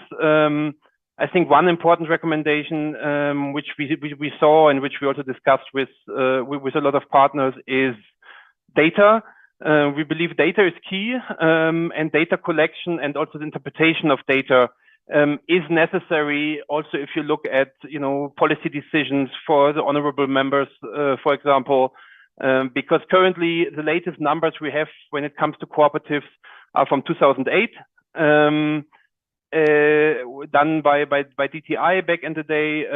We do have obviously numbers in CIPC when it comes to registered cooperatives, which were part of the presentation or of the engagement in the DSBD, 200,000 plus cooperatives. But what does it mean, this number, and what share do they have in the economy, etc.? Unfortunately, to the best of our knowledge, we can't really say. We have embarked, knowing also the tight financial situations of our partners. What we are currently doing is doing a research, and for example, Mr. Nkabinde from DSBD is there involved as well. But we do research in those three provinces we currently work in, where we really look not just qualitative but quantitative into what this sector actually is, and how do they contribute, maybe not on a national level, but then on a community and provincial level, to the provincial economy, but also what do they provide to traditional, or let's say rural and semi-urban communities, and in what way do they support a transformation, looking, comparing the sector, the cooperative idea with other limited, etc. So that's one recommendation which we have. And another recommendation, and as the speakers before me have mentioned that as well, is that it's necessary to have a coordinated and a unified support to the cooperative sector, because currently you have the DSBD as a custodian, and I'm very happy that the Deputy Minister has mentioned that that cooperatives play an important role, but then you have various other agencies, departments who do similar things, and we see that because we have memorandums with each of them. But our idea would be that it wouldn't be necessary to have memorandums with 4 or 5 different departments or agencies if there would be one custodian when it comes from the government side for cooperatives. It's not on us to say which department, or it's actually not important if it's at the Ministry of Department for Industry and Trade, or at the Department for Agriculture, or if it's now Small Business Development. Important is just that there's one entry point and one support point, and I think the merger, which has been mentioned as well, is going in the right direction, because there's a unification process happening. And on the one hand, this is obviously for the department, for the governmental side, but there are always two sides. Then there's also the side of the sector. There is a need of not having various organizations presenting about the same sector and talking about the sector that, what they represent of which part, but that there needs to be a coordination and a unification in the sector, and one which is led and what is the other word? No, but led and informed by primary cooperatives, and not something which is decided in a boardroom, but something where the sector actually comes together and finds a representation. So those, are two humble recommendations based on the little which we know about the sector and our engagement. But as said in the beginning, that's basically our outside view by already spending quite a while in the country as an organization. And we are looking forward to further engagement, both with the honorable members, as well as the responsible departments and the sector itself. Thank you very much, Chair. Thank you so much, Reed. You chose not to put the PowerPoint presentations, but I think your point is well made and within time. I think the last presentation is now from the department. We're going to ask Mr. Nkabinde to do an overall summary as the custodian coordinating department. Maybe you will give us a overall coordinated view, bird's eye view of what is happening in the sector, what are the challenges, and more importantly, what are the elements of the way forward in terms of the cooperatives, and also what do we need to do, what support we need to provide. Members, I know we've been patient, but let's get the last presentation and then we'll open it up to the floor. Mr. Nkabinde. Thank you, Chairperson, and thank you to just hold. I see a hand of Ashley Paulser. Yes, there are two organizations, SANACO and NACSA, that were still to present. Yeah. My apologies. I didn't get that. So, Ashley, maybe you should go first. Welcome, Mr. Paulser, and then I'll hold on to Vukile. Go for it.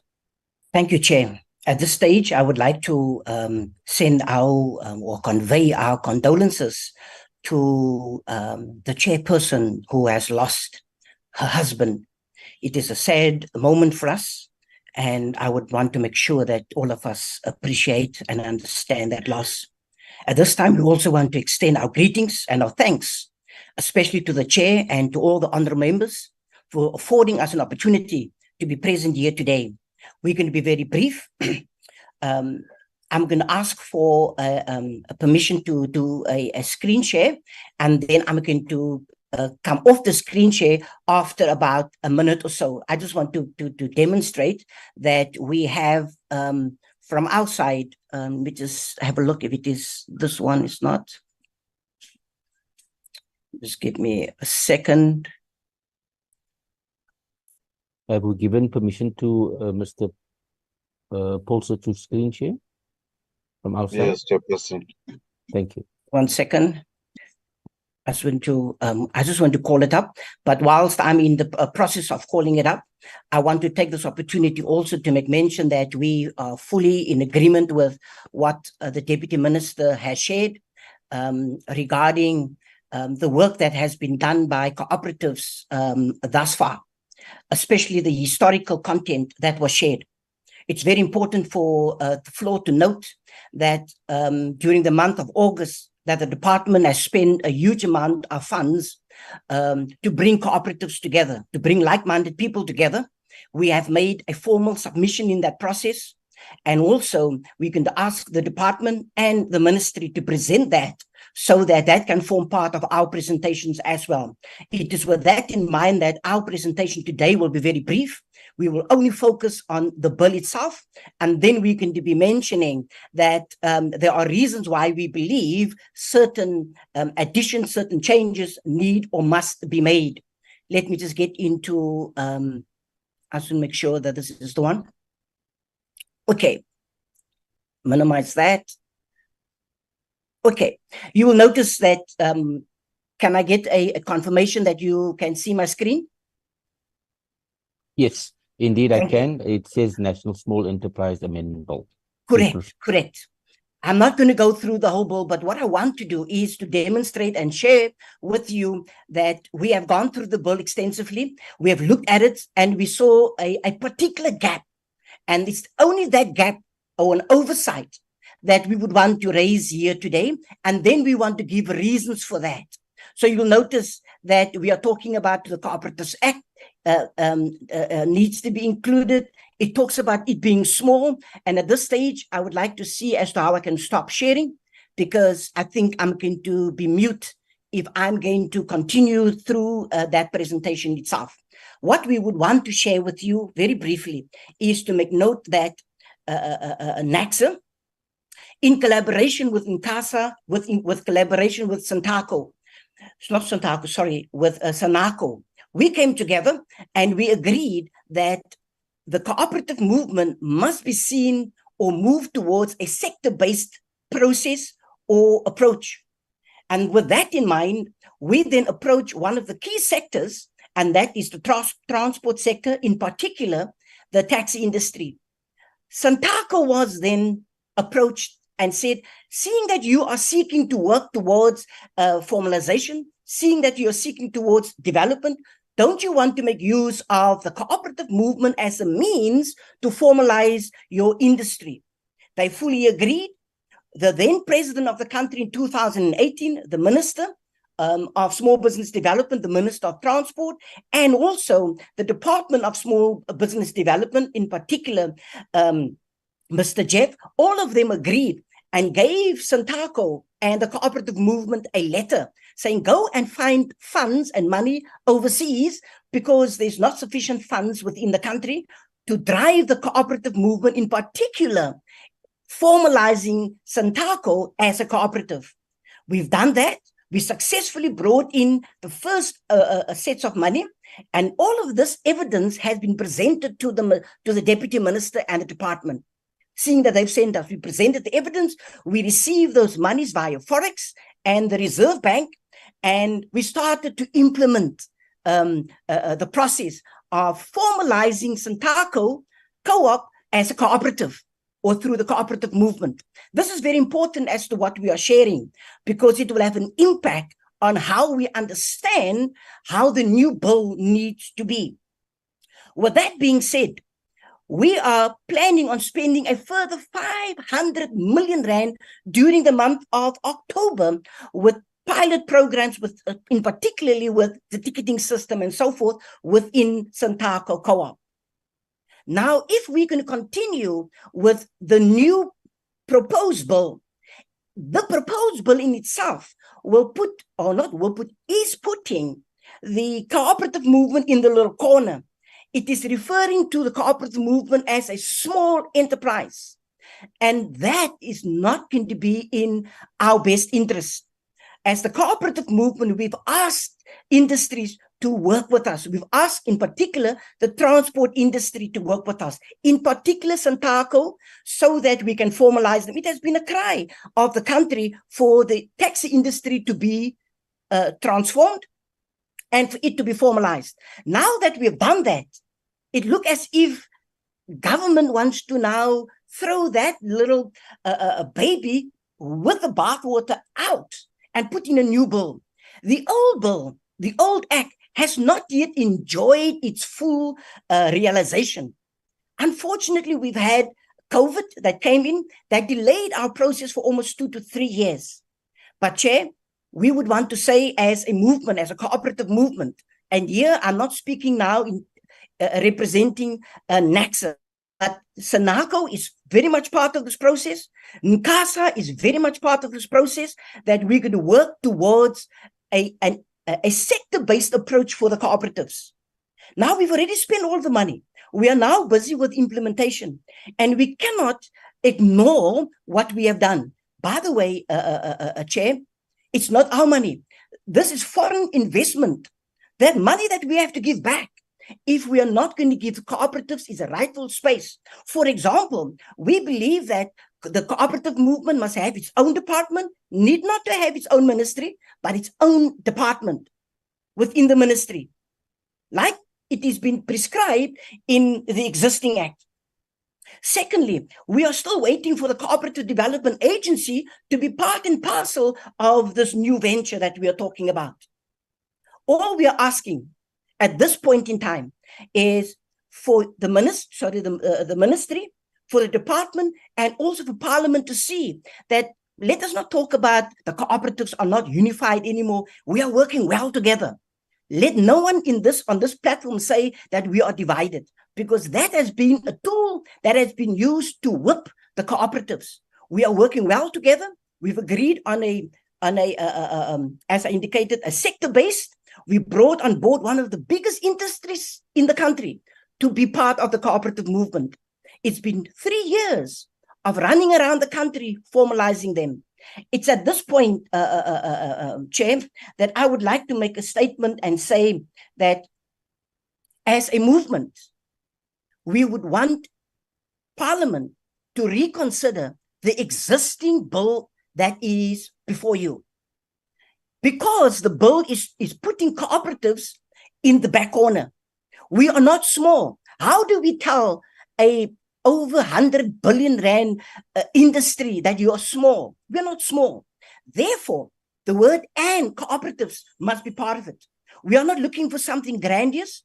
We're not looking for something special. We are just asking for the existing act to find its meaningful place going forward, so that monies that has already been spent over the past 2 years will not go wasted. Lastly, we want to make note that Mr. Ngabinda is going to speak thereafter. We would want him to state that the cooperative movement has presented the evidence of these funds received and actions taken already and delivered upon already, so that you can hear a voice from the department itself. With that opportunity given to us, we want to say thank you, and may God bless us all as we consider a new life and a new world for cooperatives. Thank you so much, Mr. Paulsen, for that compelling, emotive input. Let me just check before Mr. Nkambinda, is there any other presentations before we have to take the department? Was this the last one? Yeah, I've seen the one who's representing SANACO online. I don't know whether Mr. Bali. Okay, Mr. Bali. Thanks. Thanks. If I'm audible and the colleagues, could you hear me? Yes, I can hear you. I need you just to quickly put your video on so that we can see who we're talking to, and then we'll give you also a few minutes. Thanks very much. I'm saying now. You can see me now. There we can see you. Welcome, Mr. Bali. Over to you. Please introduce yourself and the organization and make your submission. My name is Ndwakulu Lawrence Bare. I come from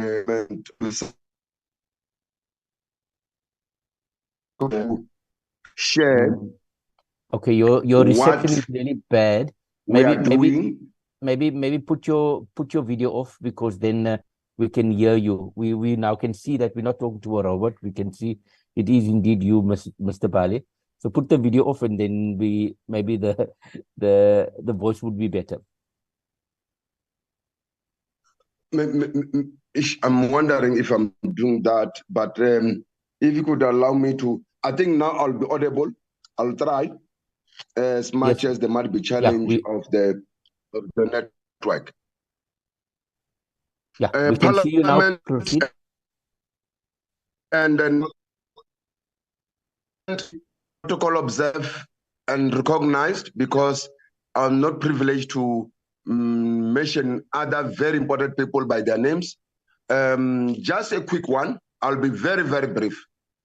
As SANACO Cooperative Movement, And then, of course, what co-operator Ashley was speaking about, indeed, we're working together. Parliament, please note that this year hosted the ICA sub-region, which is the SADC countries in Botswana, and the government of Botswana volunteered to host the office of the sub-region, which is in the SADC area, and then is hosted by the government of Botswana, wherein one of your own, Lawrence Bard, was elected as president of the ICA Southern Sub-region, the SADC. Secondly, we hosted the BRICS cooperative leaders this year. And then first day, of course, was supported by the government. And second day was supported by ourselves as cooperatives. I must say in our meeting, the countries that are members of the ICA in the sub-region attended the event. Those are the countries: Botswana, Eswatini, Lesotho, Zimbabwe, and so on. In the same strength, the president of SANACO was invited in Brazil. He managed to attend. The second one we invited in Kenya. We've managed to attend. The next one we've invited in the AGM of the Russians. We've managed to attend. The videos are there to see for yourself as we do, but very important. When we visit these countries, we also lobby and advocate on what they have to produce in bulk, which we don't have in the country. Brazil, we are engaging, finalizing the MOU on the support of the chickens so that we must not receive chickens from other countries, we must produce them ourselves. The same in Russia, we've discussed and agreed finalizing of the MOU on the issue of the grain and wheat, so that you know that bread is very expensive. So that they are there to support us on that, and as well as the academy or college or university, they want to assist us to establish our own cooperative academy or cooperative university. The work speaks for itself on what we are doing. And then we want to put it clearly that we are doing so much, then the government is not aware. But we want to report to you, Parliament and government, if they're there, to say these are the work that we're doing. We have got an office and staff that we are supported ourselves. Chairperson, we want to put this, that maybe you can take up, Chairperson, the issue of the Act of 2013, Act number 6. Chairperson, write this in bold letters. You have got your own act that we are not in use. Where have you seen that, Chairperson? Then people have got their act they must use. They're not implementing their own act. Department is not implementing its own act. Please, I hope and wish that you will have a meeting with them. Where is the problem? Some of the issues are not difficult issues. The issue of the tribunal, issue of the academy, which they will work together with DHET, the issue of the advisory council, the issue of the development agency. These are the concrete support legislative by the government, but they're not implementing. What is the role of the act and what is the role of the department, Chairperson? This is very much worrying. The last one, not necessarily the last one, Chairperson, I'm extremely worried that we have got the DGRV that plays the role of the apex in our country, not us. That the GRV moves around the government, signing the MOUs with department, NDA, Department of Economic Development in Gauteng, the departments. What is their role? They are here in our soil, in our land. They move around to go and support other cooperatives in other countries, but they can't support us. And they come here, and you, Parliament, and you, department, you are recognizing them. Please stop that with bold letters. Those people must go back to their country, not here. They have no role here except dividing us. They can engage us, they put names on us. They should go back with immediate effect. Otherwise, we'll take action. I'm not threatening. I'm putting straight. You can't come in my house and do as you wish. It's unacceptable. The last one, we are requesting Parliament that when there are issues, should not take side, should seek a meeting. The department should seek a meeting with us and see that how do we support one another. Because what they perpetuate, it is destroy cooperatives. I still say now, we really thank the Minister Rob Davis, the role he has played and the leaders that he has played. He put even the act. But those who come, they've got nothing with that act. They put it aside, which is a government thing. And then we want to end by saying, it should not be by events that we meet with you, Parliament, or neither with the department. We should have a scheduled meeting where we work together and work for the people of this country. Whatever we do, we must put our people in the center. Thank you very much, Chair. Thank you very much, Mr. Bali, for not mincing your words. I think for us, we will absorb and take everything that you said. Now we will also get an opportunity to engage. I think now we're going to get the last presentation. Mr. Kamindi, over to you. Thank you so much, Chair. Let me kindly ask, is it given already? All right. Can I take that on the screen there, Chairperson? There's something that shows so that we can move. Maybe also just to start by showing my face like it is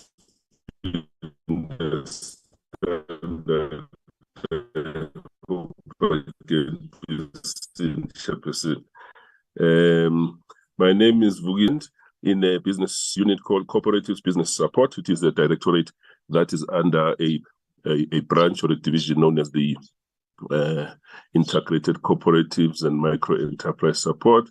We're in a chief directorate called Economic Transformation Initiatives, where we are two directorates with the Informal Business Directorate, and therefore that's where the work of Cooperatives Business Unit gets to be done. Chair, thanks for the inputs, thanks to the DM with laying the ground again in terms of where we come from as a department with this body of work where we are at. But the context, especially with the correspondence received from PC for us to be part of this, related indeed to this recently held policy dialogue, because a number of these content areas that has been shared here are in a way part of that engagement. And then also the correspondent said just some highlight on what we are doing and to do at the provincial level as well. So we'll just look at quick into the purpose and about the policy dialogue. And I must mention, Chair, especially from the policy dialogue point of view, that especially the outcomes, the reports, and so on, which we'll touch on, that indeed it is still a work in progress, because we're just from 2 weeks from that policy dialogue, and we had a time frame like 4 weeks to then wrap up certain things. So indeed, this presentation, in a way, therefore seeks to give that feedback and highlight on that. I think I won't also waste time on this slide, which it's more about the journey of SMMEs and cooperatives. The top part is more on the policy, legislative, strategy journeys, and the below part talks about the institutional arrangements really that have been there to give effect to such. You'll see in 2004, that's where our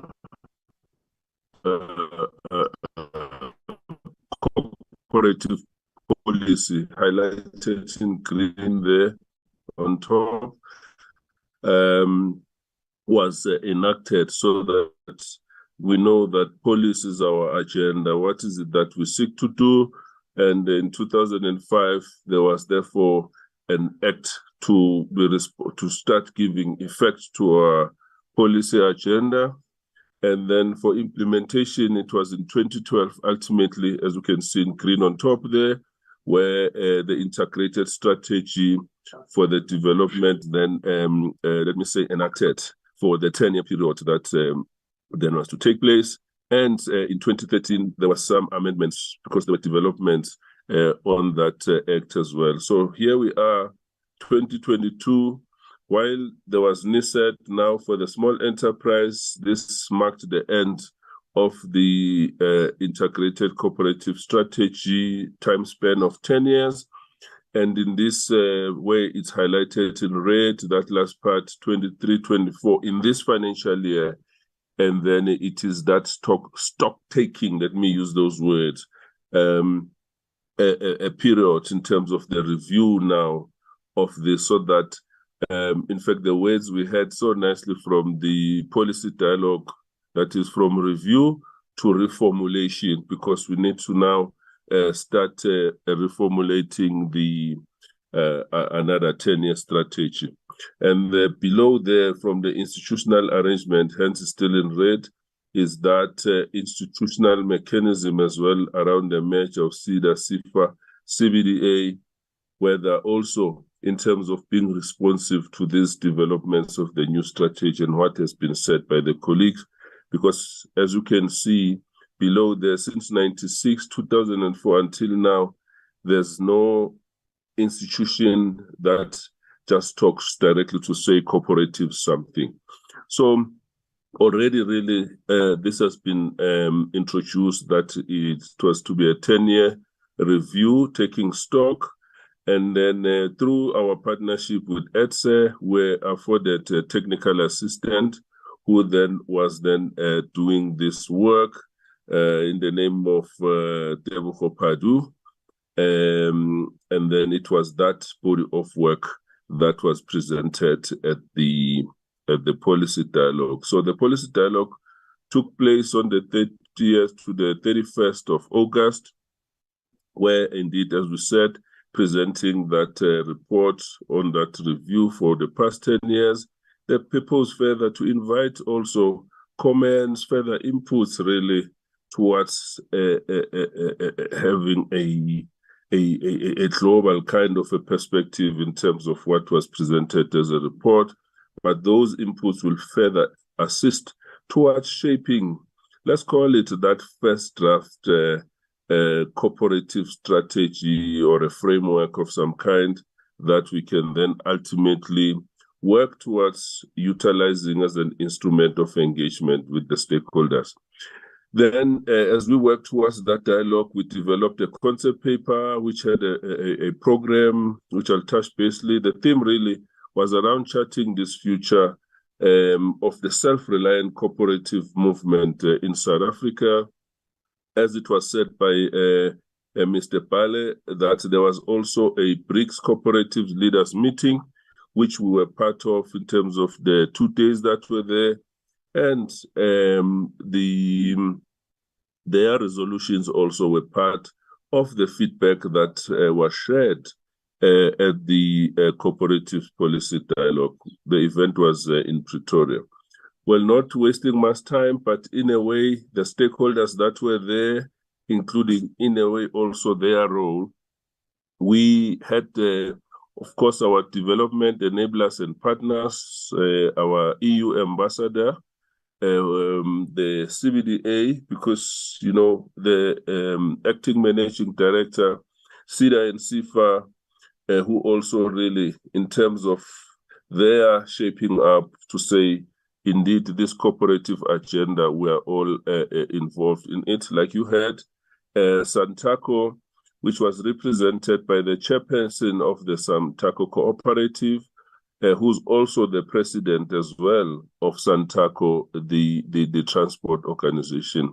Indeed, consciously so as an organization, as we have heard, our history with SANACO is that from the sectoral point of view, the taxi industry is one organic, a black industry, if I can say so, from the economic transformation, the economic inclusion point of view. So it gives us that organic space to say, how do we cooperate and coordinate with this? The National Development Agency, very critical stakeholder, which was there, represented by our former PC chairperson, Ruth Bengwa, as you would know, as an activist herself in the cooperative fraternity. She really gave some critical insight. And there were other organizations, including CIPC, because issues of information, as it was said by DGRV, very crucial. Our relationship with them, very crucial. And some of the key things also came out there as they were presenting on some form of red tape that was there. So those were scene setters as well of that dialogue. And then we had to have the presentation then done on the 10-year review, and then we had responding organizations from national government, a panel of public sector government were led by the Deputy Minister, but the Social Development Department, Alrad Kokta, Department of Women, Youth and People with Disability also were there. And these women with disability are also collaborating with CBDA and us to support them for future, so that we are able to assist them with their agenda for the establishment of a cooperative bank. We have provincial governments. I mean, this very exciting province, I would say, KZN, which in our relationship generally, they are very much responsive, and they shared their model of operating in their province, which is very developmental. And I think the more through the IGR component, collaboration component, we can always learn more. Limpopo, Gauteng, and Eastern Cape were there, and we look forward for more. Local government, we really need more, especially on the local economic development front of the unfunded mandate, as it is called. Yet we are expecting those miracles at that local level. The organizations representing cooperatives were there, like we have them now. NCASA, SANACO, NACSA, and SACOBA were there. And other also strategic organizations that are working in the space of the cooperative organization, like NSCASA. I mean, the Stokvel Association of South Africa is very crucial, as we know that Stokvels, in their various forms, financial services, consumer services, and so on. If we just take that financial services of about 45 to 50 billion, that is there annually. Who uses that money? How do we then partner and organically, ultimately advance that such a sector can be really a strong movement from that CBDA agenda of the financial services sector towards that people's bank, if I can use that word, so that really they can be able to build their own malls now and fund things that can be there and move and be assisted with platforms.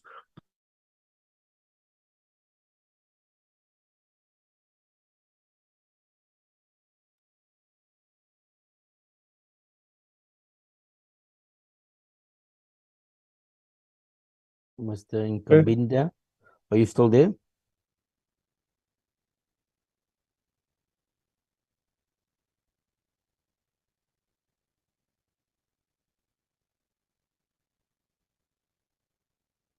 Colleagues, I just want to check if we've lost Vukile. Vukile, are you still there?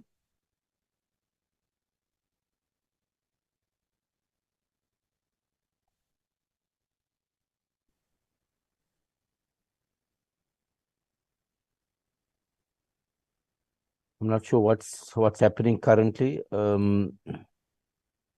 Let's just see if I think Jay has been kicked up. Maybe he'll try to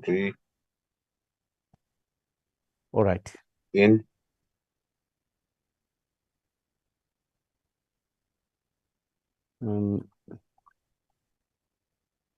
Members, we'll just give it a minute so that we can get Bukile to wrap up his presentation. I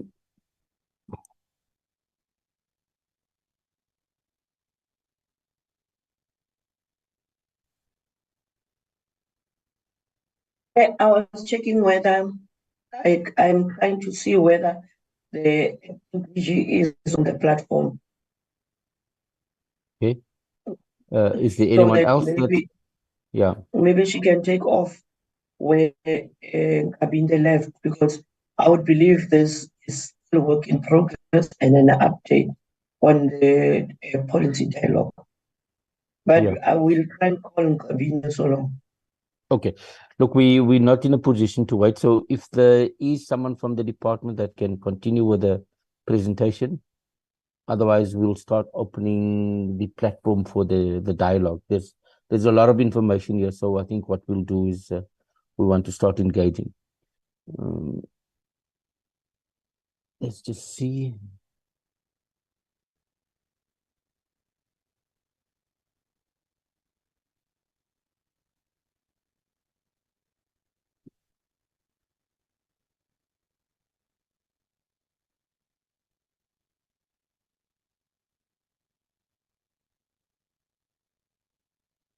Okay, is there anyone from the department just to summarize that presentation?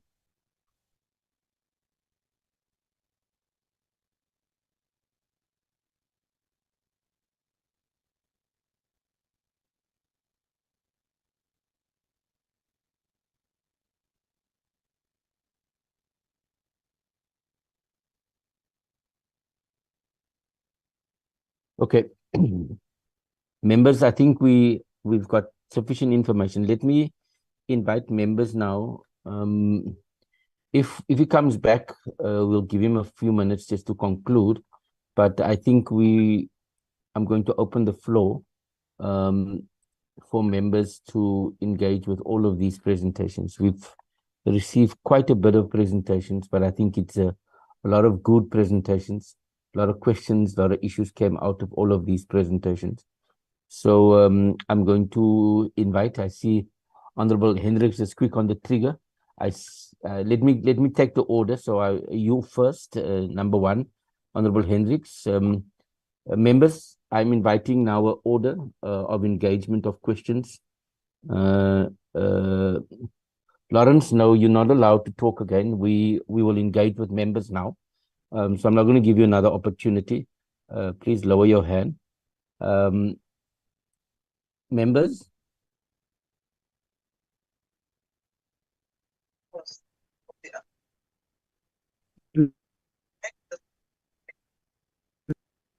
Honorable Chair, is it my turn? Yes, I don't see other hands, so I'm going to give you first. I'm not sure, Lorraine. Yes, Mr. Honorable Lubengo, can I acknowledge you? Chair. I'm listening. Thank you very much, Honorable Chair. Honorable Chair, I want to comment on the declaration. Yes. Okay. Yes, Chairperson. Okay, so I'm having a question. Yeah, okay, so you going next. So Honorable Lubengo, you number 2, and Honorable Hendricks, you number 1. So Lorraine, just hold on for now. Then we'll give Honorable Hendricks first. Honorable Hendricks, please proceed. Thank you very much, Honorable Chair. Honorable Chair, thank you very much for the diversity of presentations.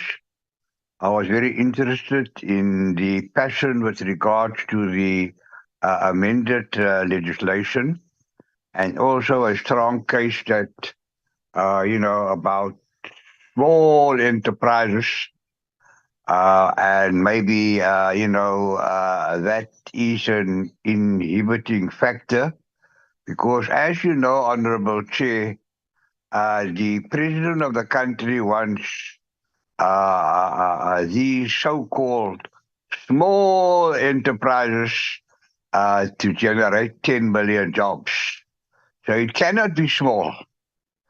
So maybe that must be looked at, but at the same time, it is a development matter.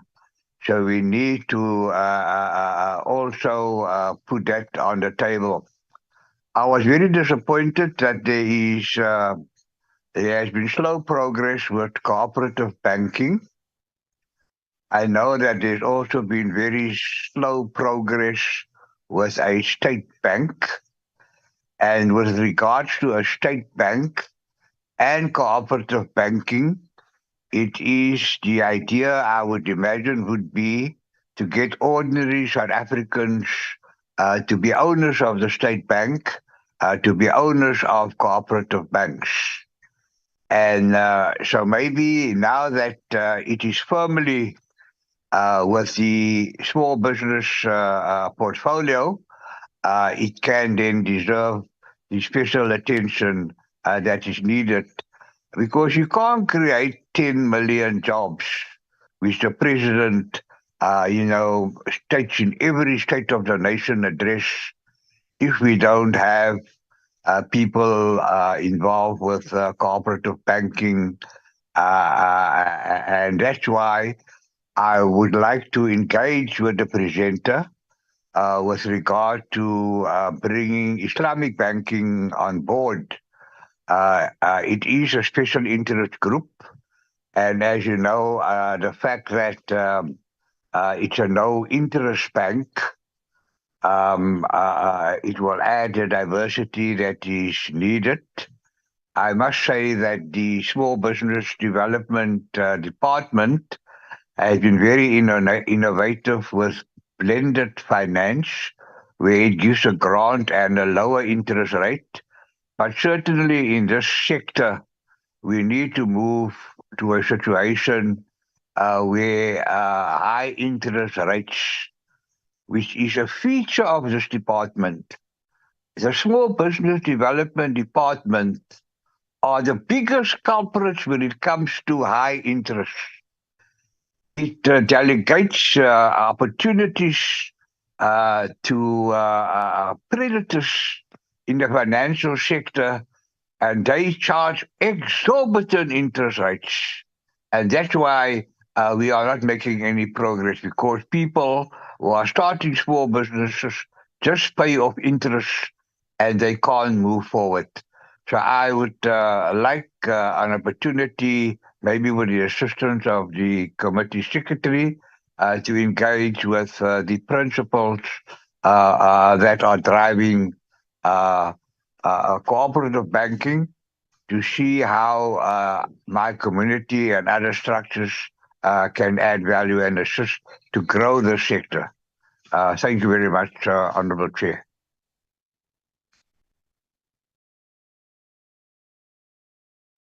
Thank you very much, Honourable Hendricks. Honourable Lubango, it's your opportunity.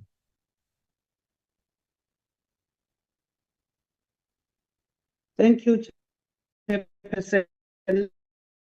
Let me also welcome all the presentation done by all presenters. Chairperson,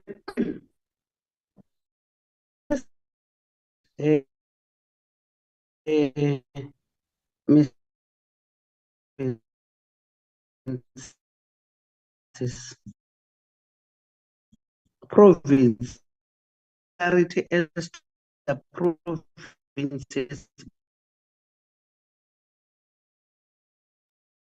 Honourable Lubango, are we struggling to hear you because you are breaking up?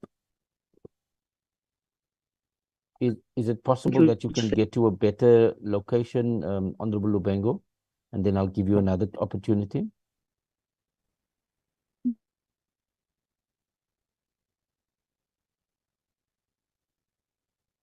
Honourable Lubango, just try again. I want to hear your voice. I know you're passionate about these issues, and I know you're also in our rural areas, so I want to accommodate your voice.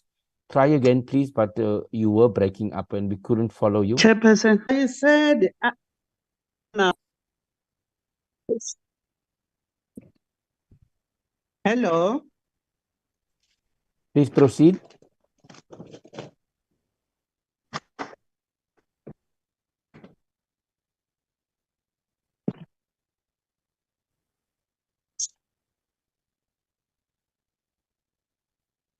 Chairperson. Yeah, please proceed, Honorable Lubengo. I can hear you.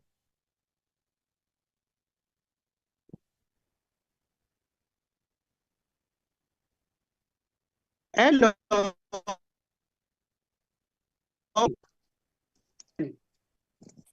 Am I audible? I've heard that now, but we can't follow your. Okay, just speak. Let's see. Let's try again. I am now audible. Yes, you are now. Please proceed. Okay, I'm saying I heard the NCASA president, Mr. Matsila, saying that they have only visited Gauteng province. So now I wanted to get clarity as to visit other provinces.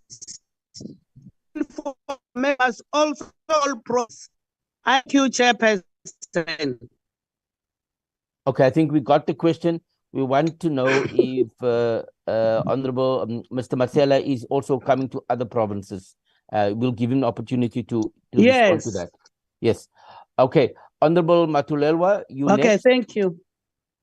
Thank you.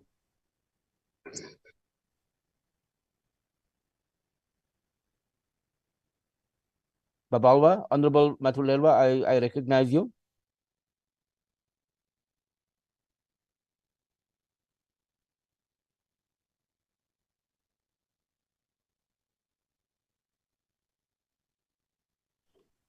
Thank you, Chairperson.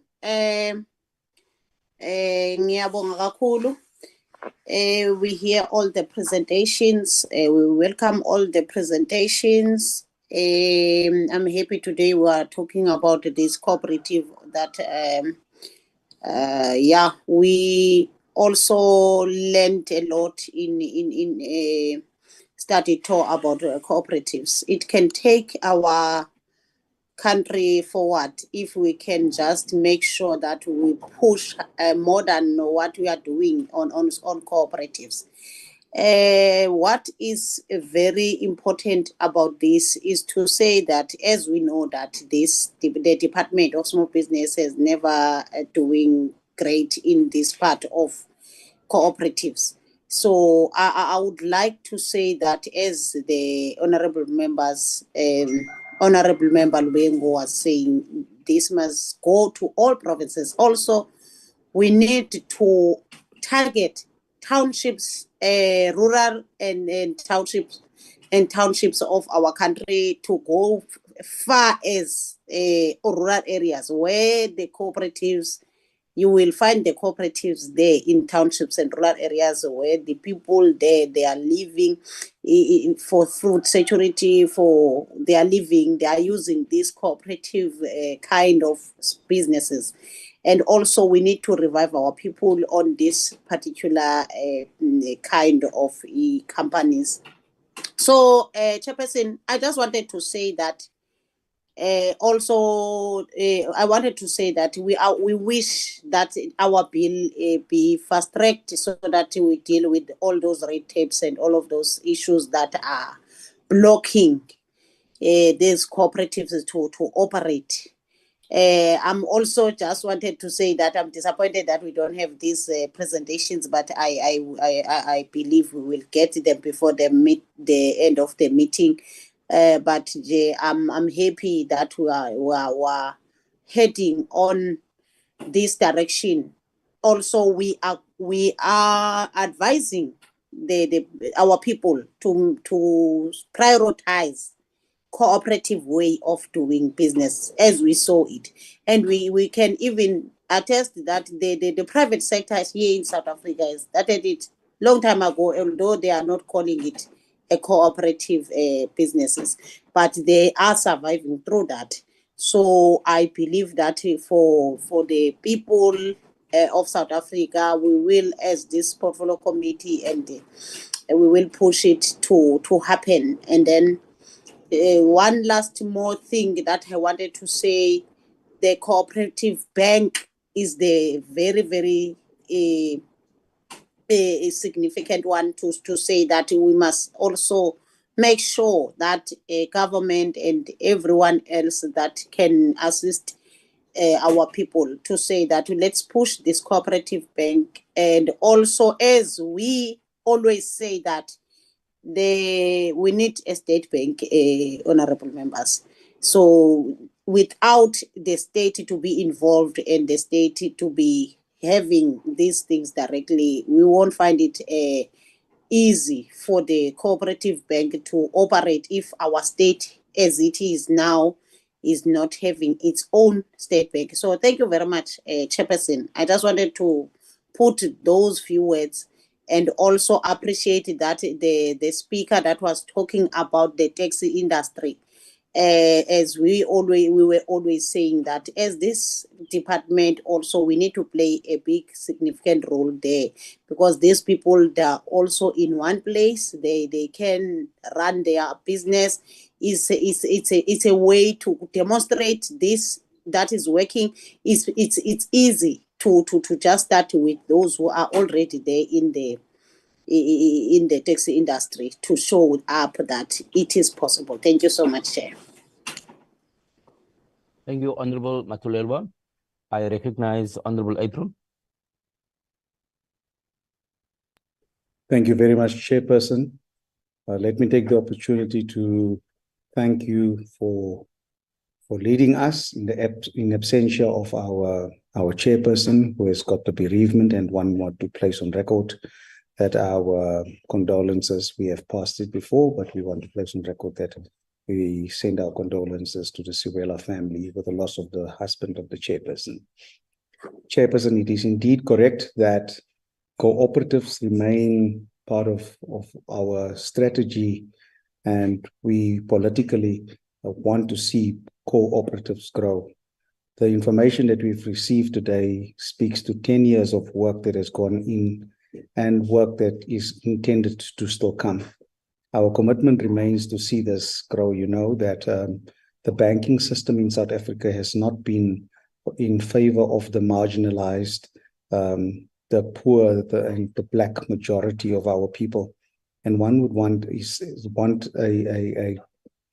to re-stress to those that make presentation today and thank them for the commitment and the work that they have put in to strengthen cooperatives. It has its own challenges, as everything has that grows. We acknowledge that there is challenges, but we have to make sure that we learn from the mistakes that there was and there is, and we work towards speeding up the process of getting the state bank in place and getting a cooperative bank in place where our people can know and where they can go to. And collective responsibility is also something that is very important, I think, in the cooperative space. But mine was not today to say a lot, but to acknowledge the work that has been done and re-stress and reiterate the commitment that the ANC-led government has towards making sure that our people has access to finance and our people has access to participate in the economy that has in the main excluded them, where 10% of the economy is still run by the minority, the white minority. We would want to see that change. South Africa is one of the most unequal society.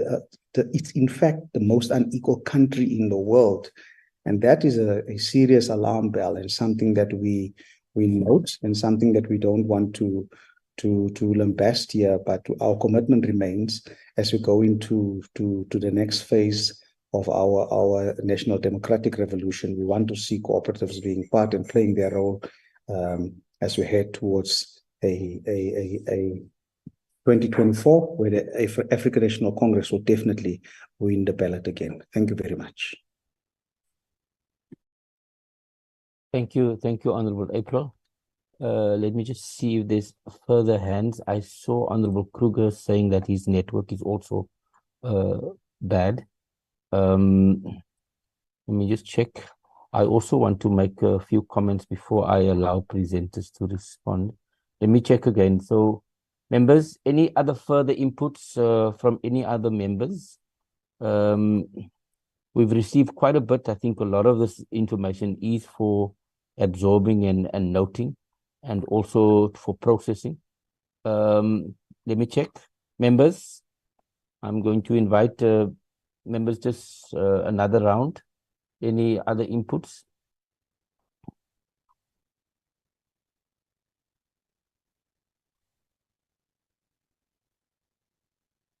Okay. Maybe I should come in just to give you my few inputs. I think first of all, we want to acknowledge all the presenters. I think this is really valuable for us as the portfolio committee for small business.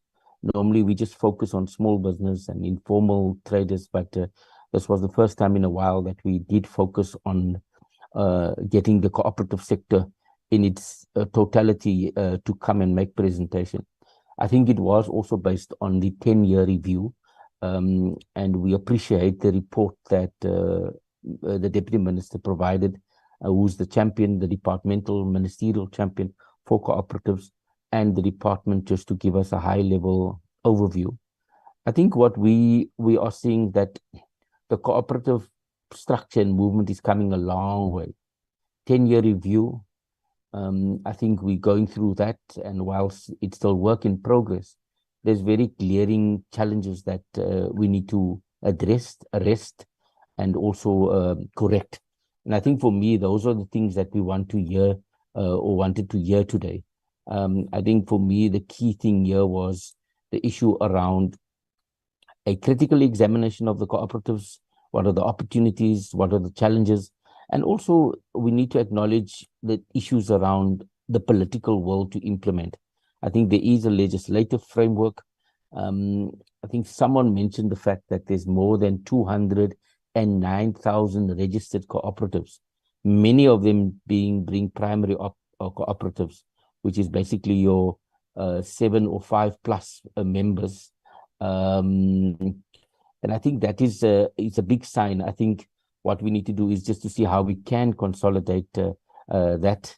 You know, we need to also come to why is cooperatives there, and what is, I think the big challenge is maybe identity crisis of cooperatives. Many cooperatives were formed with a primary aim of accessing grants and external funding, but not necessarily adhering to the essence and the responsibility of cooperatives. And this notion of a common bond, I think someone spoke about it.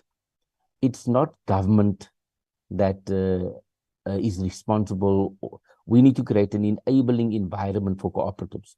But cooperatives is a bond where people come together. A lot of people come together in a democratic way. They co-own, co-create, take responsibility. And I think that identity crisis within the cooperatives, I think you need to also begin to speak to. What are the lessons, and what are we going to do differently? Because we can't have one person or two people with a fax machine and call itself a cooperative. We need to look at and also the role of how do we use collective money, socialization of access. I think when we received the presentation on the cooperative financial institutes, I was alarmed that we didn't make significant progress, and I think there was that issue also. I'm also not happy that the Cooperative Banks Development Association that's located within Treasury is not here, because it would have been useful to get a sense of what are the issues there, what are the scale, what is the needs. Are we providing as a government that facility to ensure that we implement a strong political backing? I think that came quite strongly through. Let me go specifically to each of the presentations. I think, Mr. Masela, I think we appreciate NACSA's work. We particularly like this notion of the people's housing projects, the small business, the spaza shops, and all the way forward. I think that's going to be useful. We're going to watch that space really well. I think it's important that we actually do get written submissions from all of the structures here, so that we can chart our way forward on this matter. Let me come back to you, Mr. Gobani, on the cooperative banking. I think there needs to be a bit of introspection on why is it that it's so difficult for us to set up cooperative banks and the state bank. Is there a blockage? Is it, are we tripping ourselves up? There's 500 million assets, 400 million rand in the bank, and 30,000 members controlled by these 29 cooperative financial institutes. But if you look at Isitwati, I think that point came through, that there's more assets of maybe 3.5 billion. So what are they doing right that we can learn from them? And I think that is an important lesson that we need to maybe check. We followed your program in terms of way forward, and I think that is useful. We want to watch that space. Our job is to ensure that we create an enabling environment for cooperatives to thrive. I think this thing about the representative body you've mentioned, and I'd like to hear more of those ideas. In terms of your role, I mean, for us, we see the value of your organization and the role that you are playing as a support function. I think as a study group, we were well received in Germany, and the German cooperative model is not a welfare, it's not a lesser, it's actually a very sustainable, very profitable business model, a very detailed ownership model that has proper management. And I think there's lots of lessons for us to learn from the German model. You know, we need to change the paradigm that says that we can't learn from each other. I said we can learn from our colleagues in Africa, we can learn from our colleagues in Europe, we can in fact learn from all our colleagues. We take best practice. And so I think those are some of the key things. We note your recommendations around the data collection. I think for us as Parliament, we're keen to get the findings of the review that is being done. And I think there's a need for us to have further discussions, because if we use information and we make clear policy decisions around that, that's going to be really useful. I think your point around unity and coordination and the role that the department plays in custodianship is something that's well received. It's something that we certainly want to encourage the department, that we need to see cooperatives get the necessary recognition, status, and coordination in the department that it is deserving of, Deputy President. I think we need this almost a one-stop shop where government, we can be coordinated better, where all the different departments are synchronized, and we need to move in the right direction. And there needs to be a formal process around that. Mr. Paulse, I think we're also very excited with your presentation. It does represent an opportunity. I think your point about you are not divided is well received. In the past, people were always criticizing and giving us the weaknesses and the division and the problems of cooperative as an excuse, as a process to hold the cooperative sector back. And you making quite a strong point, and I think it's well received, that you are united, you are ready, and you need government and private sector to help create an enabling and supportive environment. I think that for us is well received. I think we're very excited about the developments in the in the transport space. You know, we know that some industries, like the transport industry, is one of the few Black-owned sectors. And we don't want to talk about race, but race still plays a big role in ownership of the economy. And so therefore it's important that we formalize that sector, we modernize that sector, and we ensure that we support. So I'd like to hear more about the 500 million rand around the ticket modernization, the cooperation that's needed there, and what is needed for us as Parliament to help with the sector. A sector-based approach, I think, is a point that you've raised also well. I think also, Mr. Bali, I think your points are well received. Your role representing us in different international fora, and the importance that you continue to play. You talk about the past and the role that Rob Davies, and also maybe you wanting us to play a better, more supportive, more enabling environment. I think why we invited the German cooperative, because I think our approach is to be inclusive. Ours is not to exclude. We don't have the baggage of the cooperative sector with the personalities and all of those things. Ours is to see what is constructive. Ours is to ensure that we support each other. Our experience of the DGRV is different. Our experience of them that we need to work with those that's willing to work and support us. I'm not at the stage to say who must be Apex and who must not be Apex. And I think those are some of the problems that has held us back in the past. We need a legislative framework that will help us navigate all of this.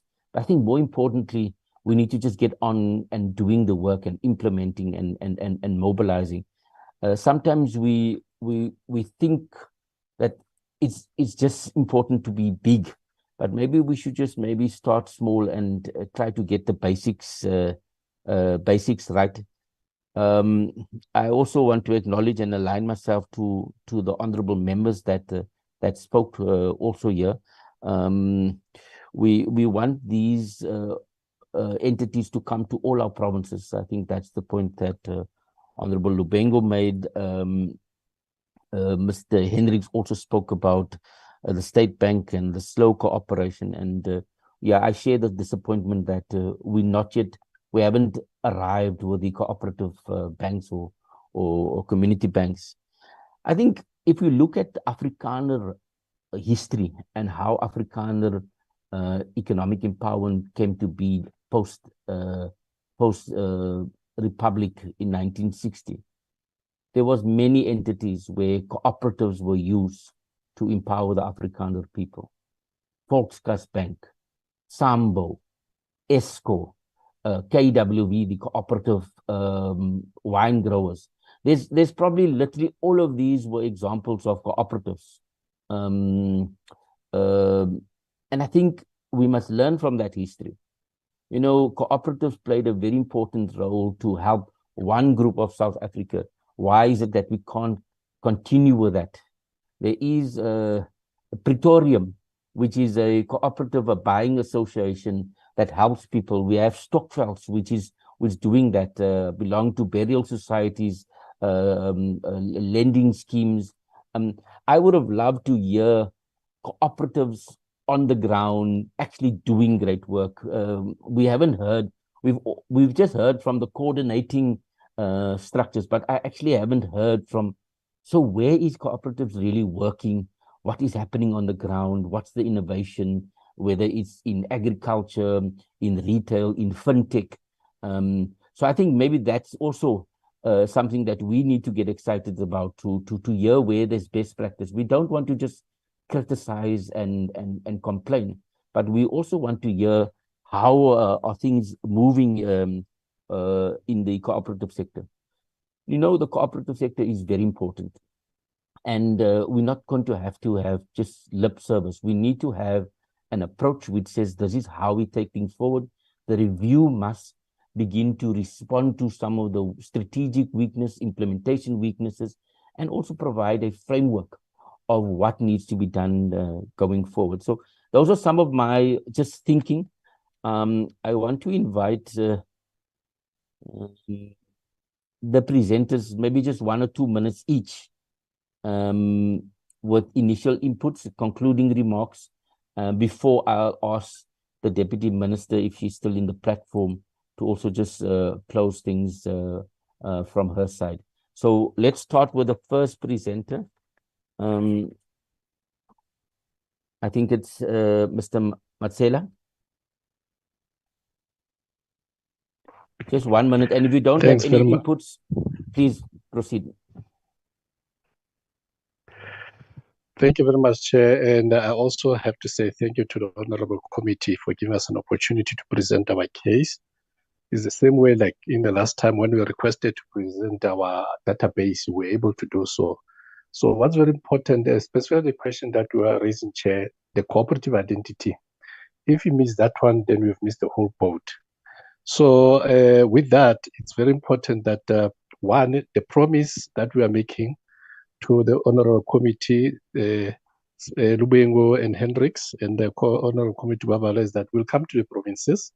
And the good thing is that we have a very good and healthy working relationship with DGRV being an apex to apex, so that we can also look at some of the things that DGRV raised. The issue that's very important is the issue of data collection, because ever since we did the work, while it was DTI, in 2008, when we were doing a baseline study, before we gave birth to SANACO. So this is a process that we're still going to go forward. And I'm glad that you honored an invite to go to Germany and learn how cooperatives are done. Moving forward is that for us to be able to talk about cooperative sustainability, we need to be able to have systems that does so. That's a thing, and I believe that's the same thing that we learn in Germany. So moving forward, we'll gradually give the Honorable Committee progress on issues that have been raised. And the last one that we'll need to do also is to encourage DSBD in these particular workshops that we're engaging in all provinces on the programs that we are doing, so that they work very closely with us moving forward. Because some of the things that have been raised here, it's easy and it's quicker implemented when we're working very closely with the department. With that, I'd like to say thank you very much, Chair. Thank you. Thank you, Mr. Matsela. Mr. Gubani. Thank you, Chair. I'm Mr. Sandile Nchangas. I think Sihle Ngubane is not in now, but I'm the chair of the NSCB. Thank you for the opportunity. I think we can see, as we have mentioned, what happened with ABSA. We know how ABSA was created by all those banks, Sambo, Volksgas, People's Bank, and so forth. The reason why now the cooperatives in South Africa have come together to form this NSCB. We do need support, especially now from the DSBD. I will tell you, Chair, something. I'm here in Richards Bay. I went to King Cetshwayo district speaking to someone who's responsible for cooperatives, only to discover that that person doesn't even know a single thing about the cooperative bank. So the whole of Richards Bay, they don't know about this cooperative bank, you know. So it's so shocking as well. And you go to a province like Northern Cape and Mpumalanga, there's no cooperative bank.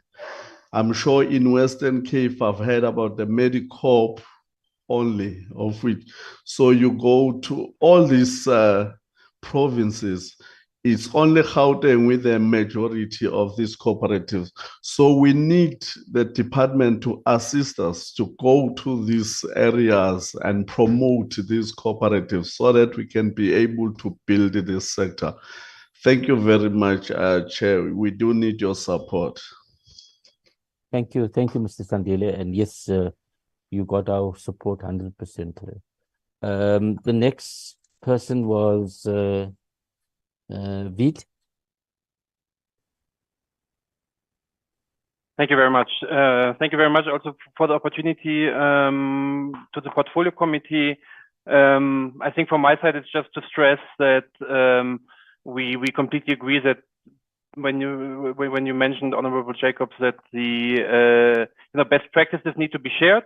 but not just best practices in the region or internationally, but also domestically. So, you know, success stories of small cooperatives as well as bigger cooperatives need to be shared, and success stories which are close to the reality of the communities or close to the reality of the majority of the people. I think that's important. And also then important, and I think this is what all cooperators here in the call have in common, is, you know, the cooperative principles, especially when it comes to cooperation among cooperators. And obviously cooperatives have the social aspect, but there I want to stress, and it was stressed before, that you have to be able to afford to be social. What I mean with that is that I think we need to, we can't stress enough how important economic success is, because anything else is only possible if I can afford it, if a cooperative can afford it. I think that's all from my side. Thank you very much, Chair.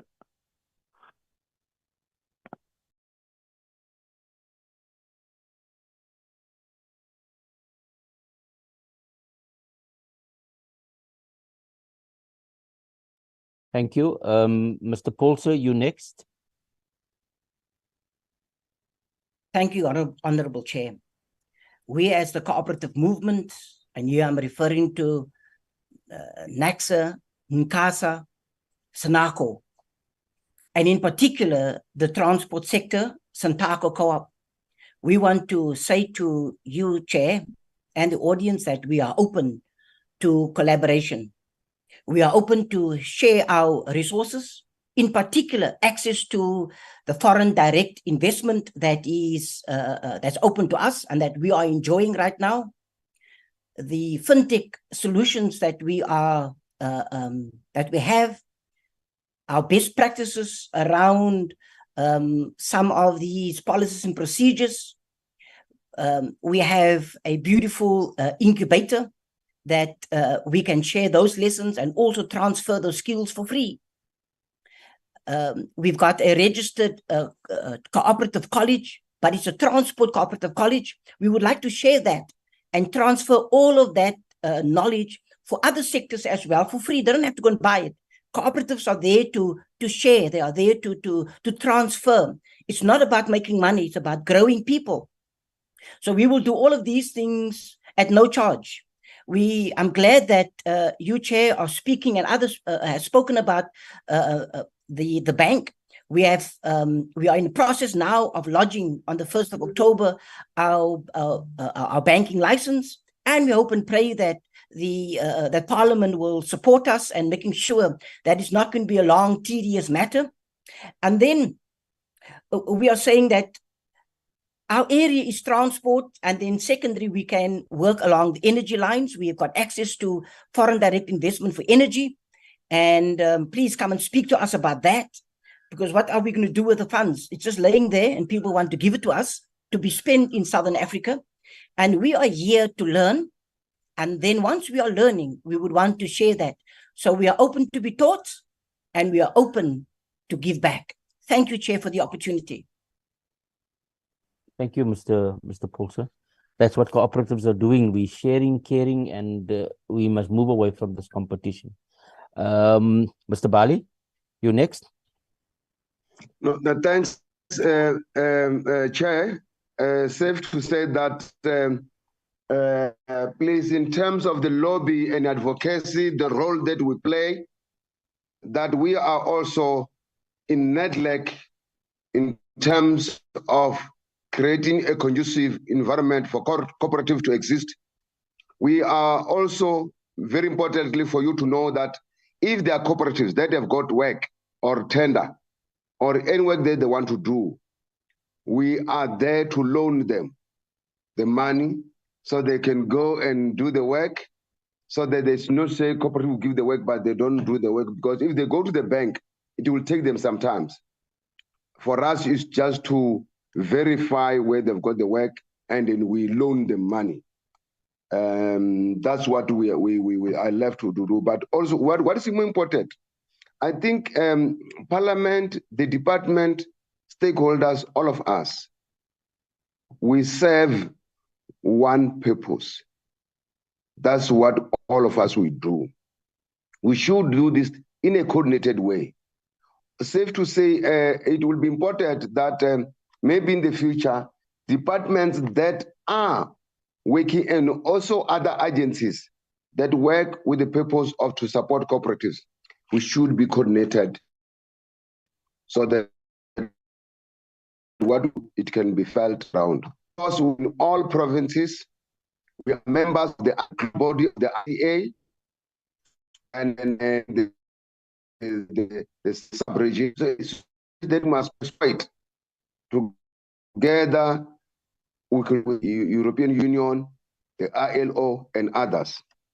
And then, of course, we should create a situation wherein in the country, we depend on our own, not necessarily that we don't need support. We need support, but we should do something for ourselves. And we call upon the Parliament and the Department to seriously consider cooperatives as an institution that can create sustainable jobs. Thank you very much. Over to you. Thank you, Mr. Bali. Yes, those are very important key points. We understand that Parliament must play a supportive oversight role. The department must play a coordinating, leading champion role. Deputy Minister, you've now listened very attentively to all the presentations. You were at the conference.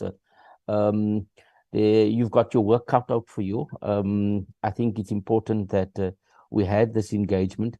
We as the Portfolio Committee certainly don't believe this is the last time. We are quite keen for our staff to package this. Fortunately, everything is recorded so that we can see what are the key things, lessons, takeaway, patkos from our side. But Deputy Minister, just from your side, your concluding remarks, your overall impressions, and just your inputs. Over to you. Thank you very much, person, and apologies for the mishap that happened with the presentation from Mr. Kabinde. I think he is on the platform right now, but unfortunately time has run out. And I do take note of all the things that were raised by the honorable members, from Honorable Hendricks about the slow progress with regard to the cooperatives bank, and also the issues related to us coordinating our work and making sure that as a department, members were saying we should give support to the existing cooperative structures, but also you are conscious of the fact and you are consistent by saying that we need to utilize international best practices. I want to indicate that the department was to visit Mondragon in Spain, which is one of the well spoken about, well publicized type of cooperatives that is actually worker driven. So it is important that we engage with regard to that. All the cooperatives, I have had my engagements with one or two, but I am still going to engage with many of them, even those who are on the platform. We have an outstanding engagement with SANACO, because I'm sure you'd have realized that most of the things SANACO cooperative is speaking about are tied to October month, because October is Transport Month in South Africa. So I would believe that as a department, we are also conscious of the experience that the Portfolio Committee itself has with regard to the intermediaries and the charges that they charge the beneficiaries, as opposed to utilizing, or probably the intermediaries operating of CIFA, operating like worse than the commercial banks in terms of the interest they charge. SIDA is reviewing those models and they will be engaging with them. I've noted what Honorable Hendricks says about the Islamic Bank, and I believe that working together with the portfolio of finance, we could be able to look at what he has been able to raise here on the platform. But I just want to say to honorable members that the issues that have been raised here are very important. And what is giving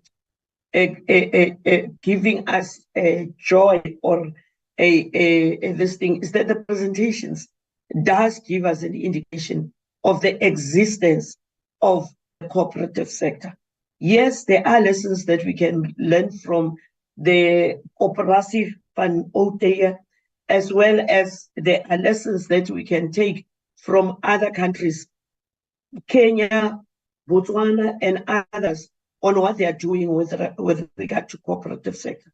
One of the things that we have observed is that access to finance and access to the markets is a major challenge, but also the issue of skills. We do take note that there was a discussion, there was a commitment for an academy. I believe, and I want to inform the portfolio committee that the new strategy is going to speak to all these different facets of the cooperative sector and what we need to do to strengthen, especially the areas where there are challenges. So, Chairperson, I'm happy that we could be available for this platform, and I'm looking forward probably one day to another time where you will then have ample time to engage with the cooperative sector, because we believe that they stand a good chance of being catalysts for job creation in our country. They stand a chance of being the instruments through which we can be able to ensure that our communities have got livelihoods. We believe that through them, we can fight the big challenge of inequality. Because when our people have got stakes and shares and participate in these cooperatives, they'll be able to pull their families out of unemployment as well as out of poverty and inequality. Thank you. Thank you so much, Deputy Minister, and really well said. Cooperatives is what's very important to our country for jobs, for inequality. I want to give a word of encouragement as we conclude on this matter to all the cooperative sectors and all the presenters and all the 209,000 cooperatives and all the members that's out there. You know, socializing our resources, our labor, the little money that we have can make economic sense, can be sustainable. It's when our people pull together. That's what happened in other European countries. That's what's happening in our countries in Africa. That's what happened to our neighboring countries. So, Deputy Minister, you're so right. We want to give words of encouragement to all of the people in the cooperative sector. Let's cooperate. Let's work together. Let's share. Let's help. And let's make our country a better place. I think the department have certainly taken note of all the issues, the concerns that we have. And this was a good engagement. It's not the first, it won't be the last. I think we will also, in our parliamentary program, also look maybe at a session where we can come to the ground, where we can come to spaces of primary and secondary cooperatives. And we want to be appraised quarterly, regularly on what is happening. We also want to see how we deal with the bottlenecks of bureaucracy. And we also want to play the lobbying role to make cooperatives mainstream and to ensure that we get buy-in from all of us, including our big business, our private sector, and also coordination with government departments. Thank you, Minister, again, Deputy Minister. Members, I want to check if there's no other agenda points. Do we still have to adopt the minutes of previous meetings? Mr. Kuneni? Before I close No, Chairperson, because we're trying to give an ample time for engagement, so we didn't prepare them for adoption. Okay, good. So I am within my means to say thank you very much again to everybody, and the meeting stand adjourned. Good day, everybody. Thanks.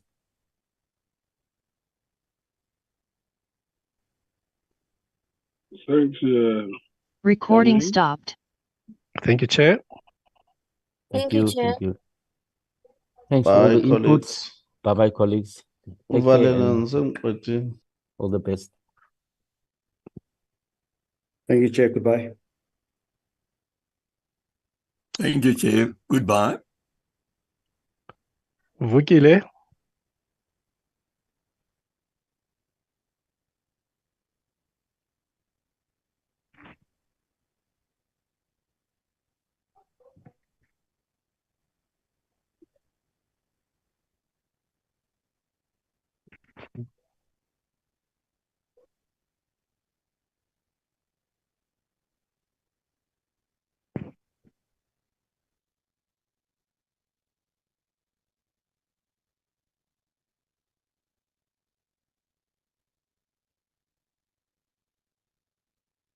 Waiting.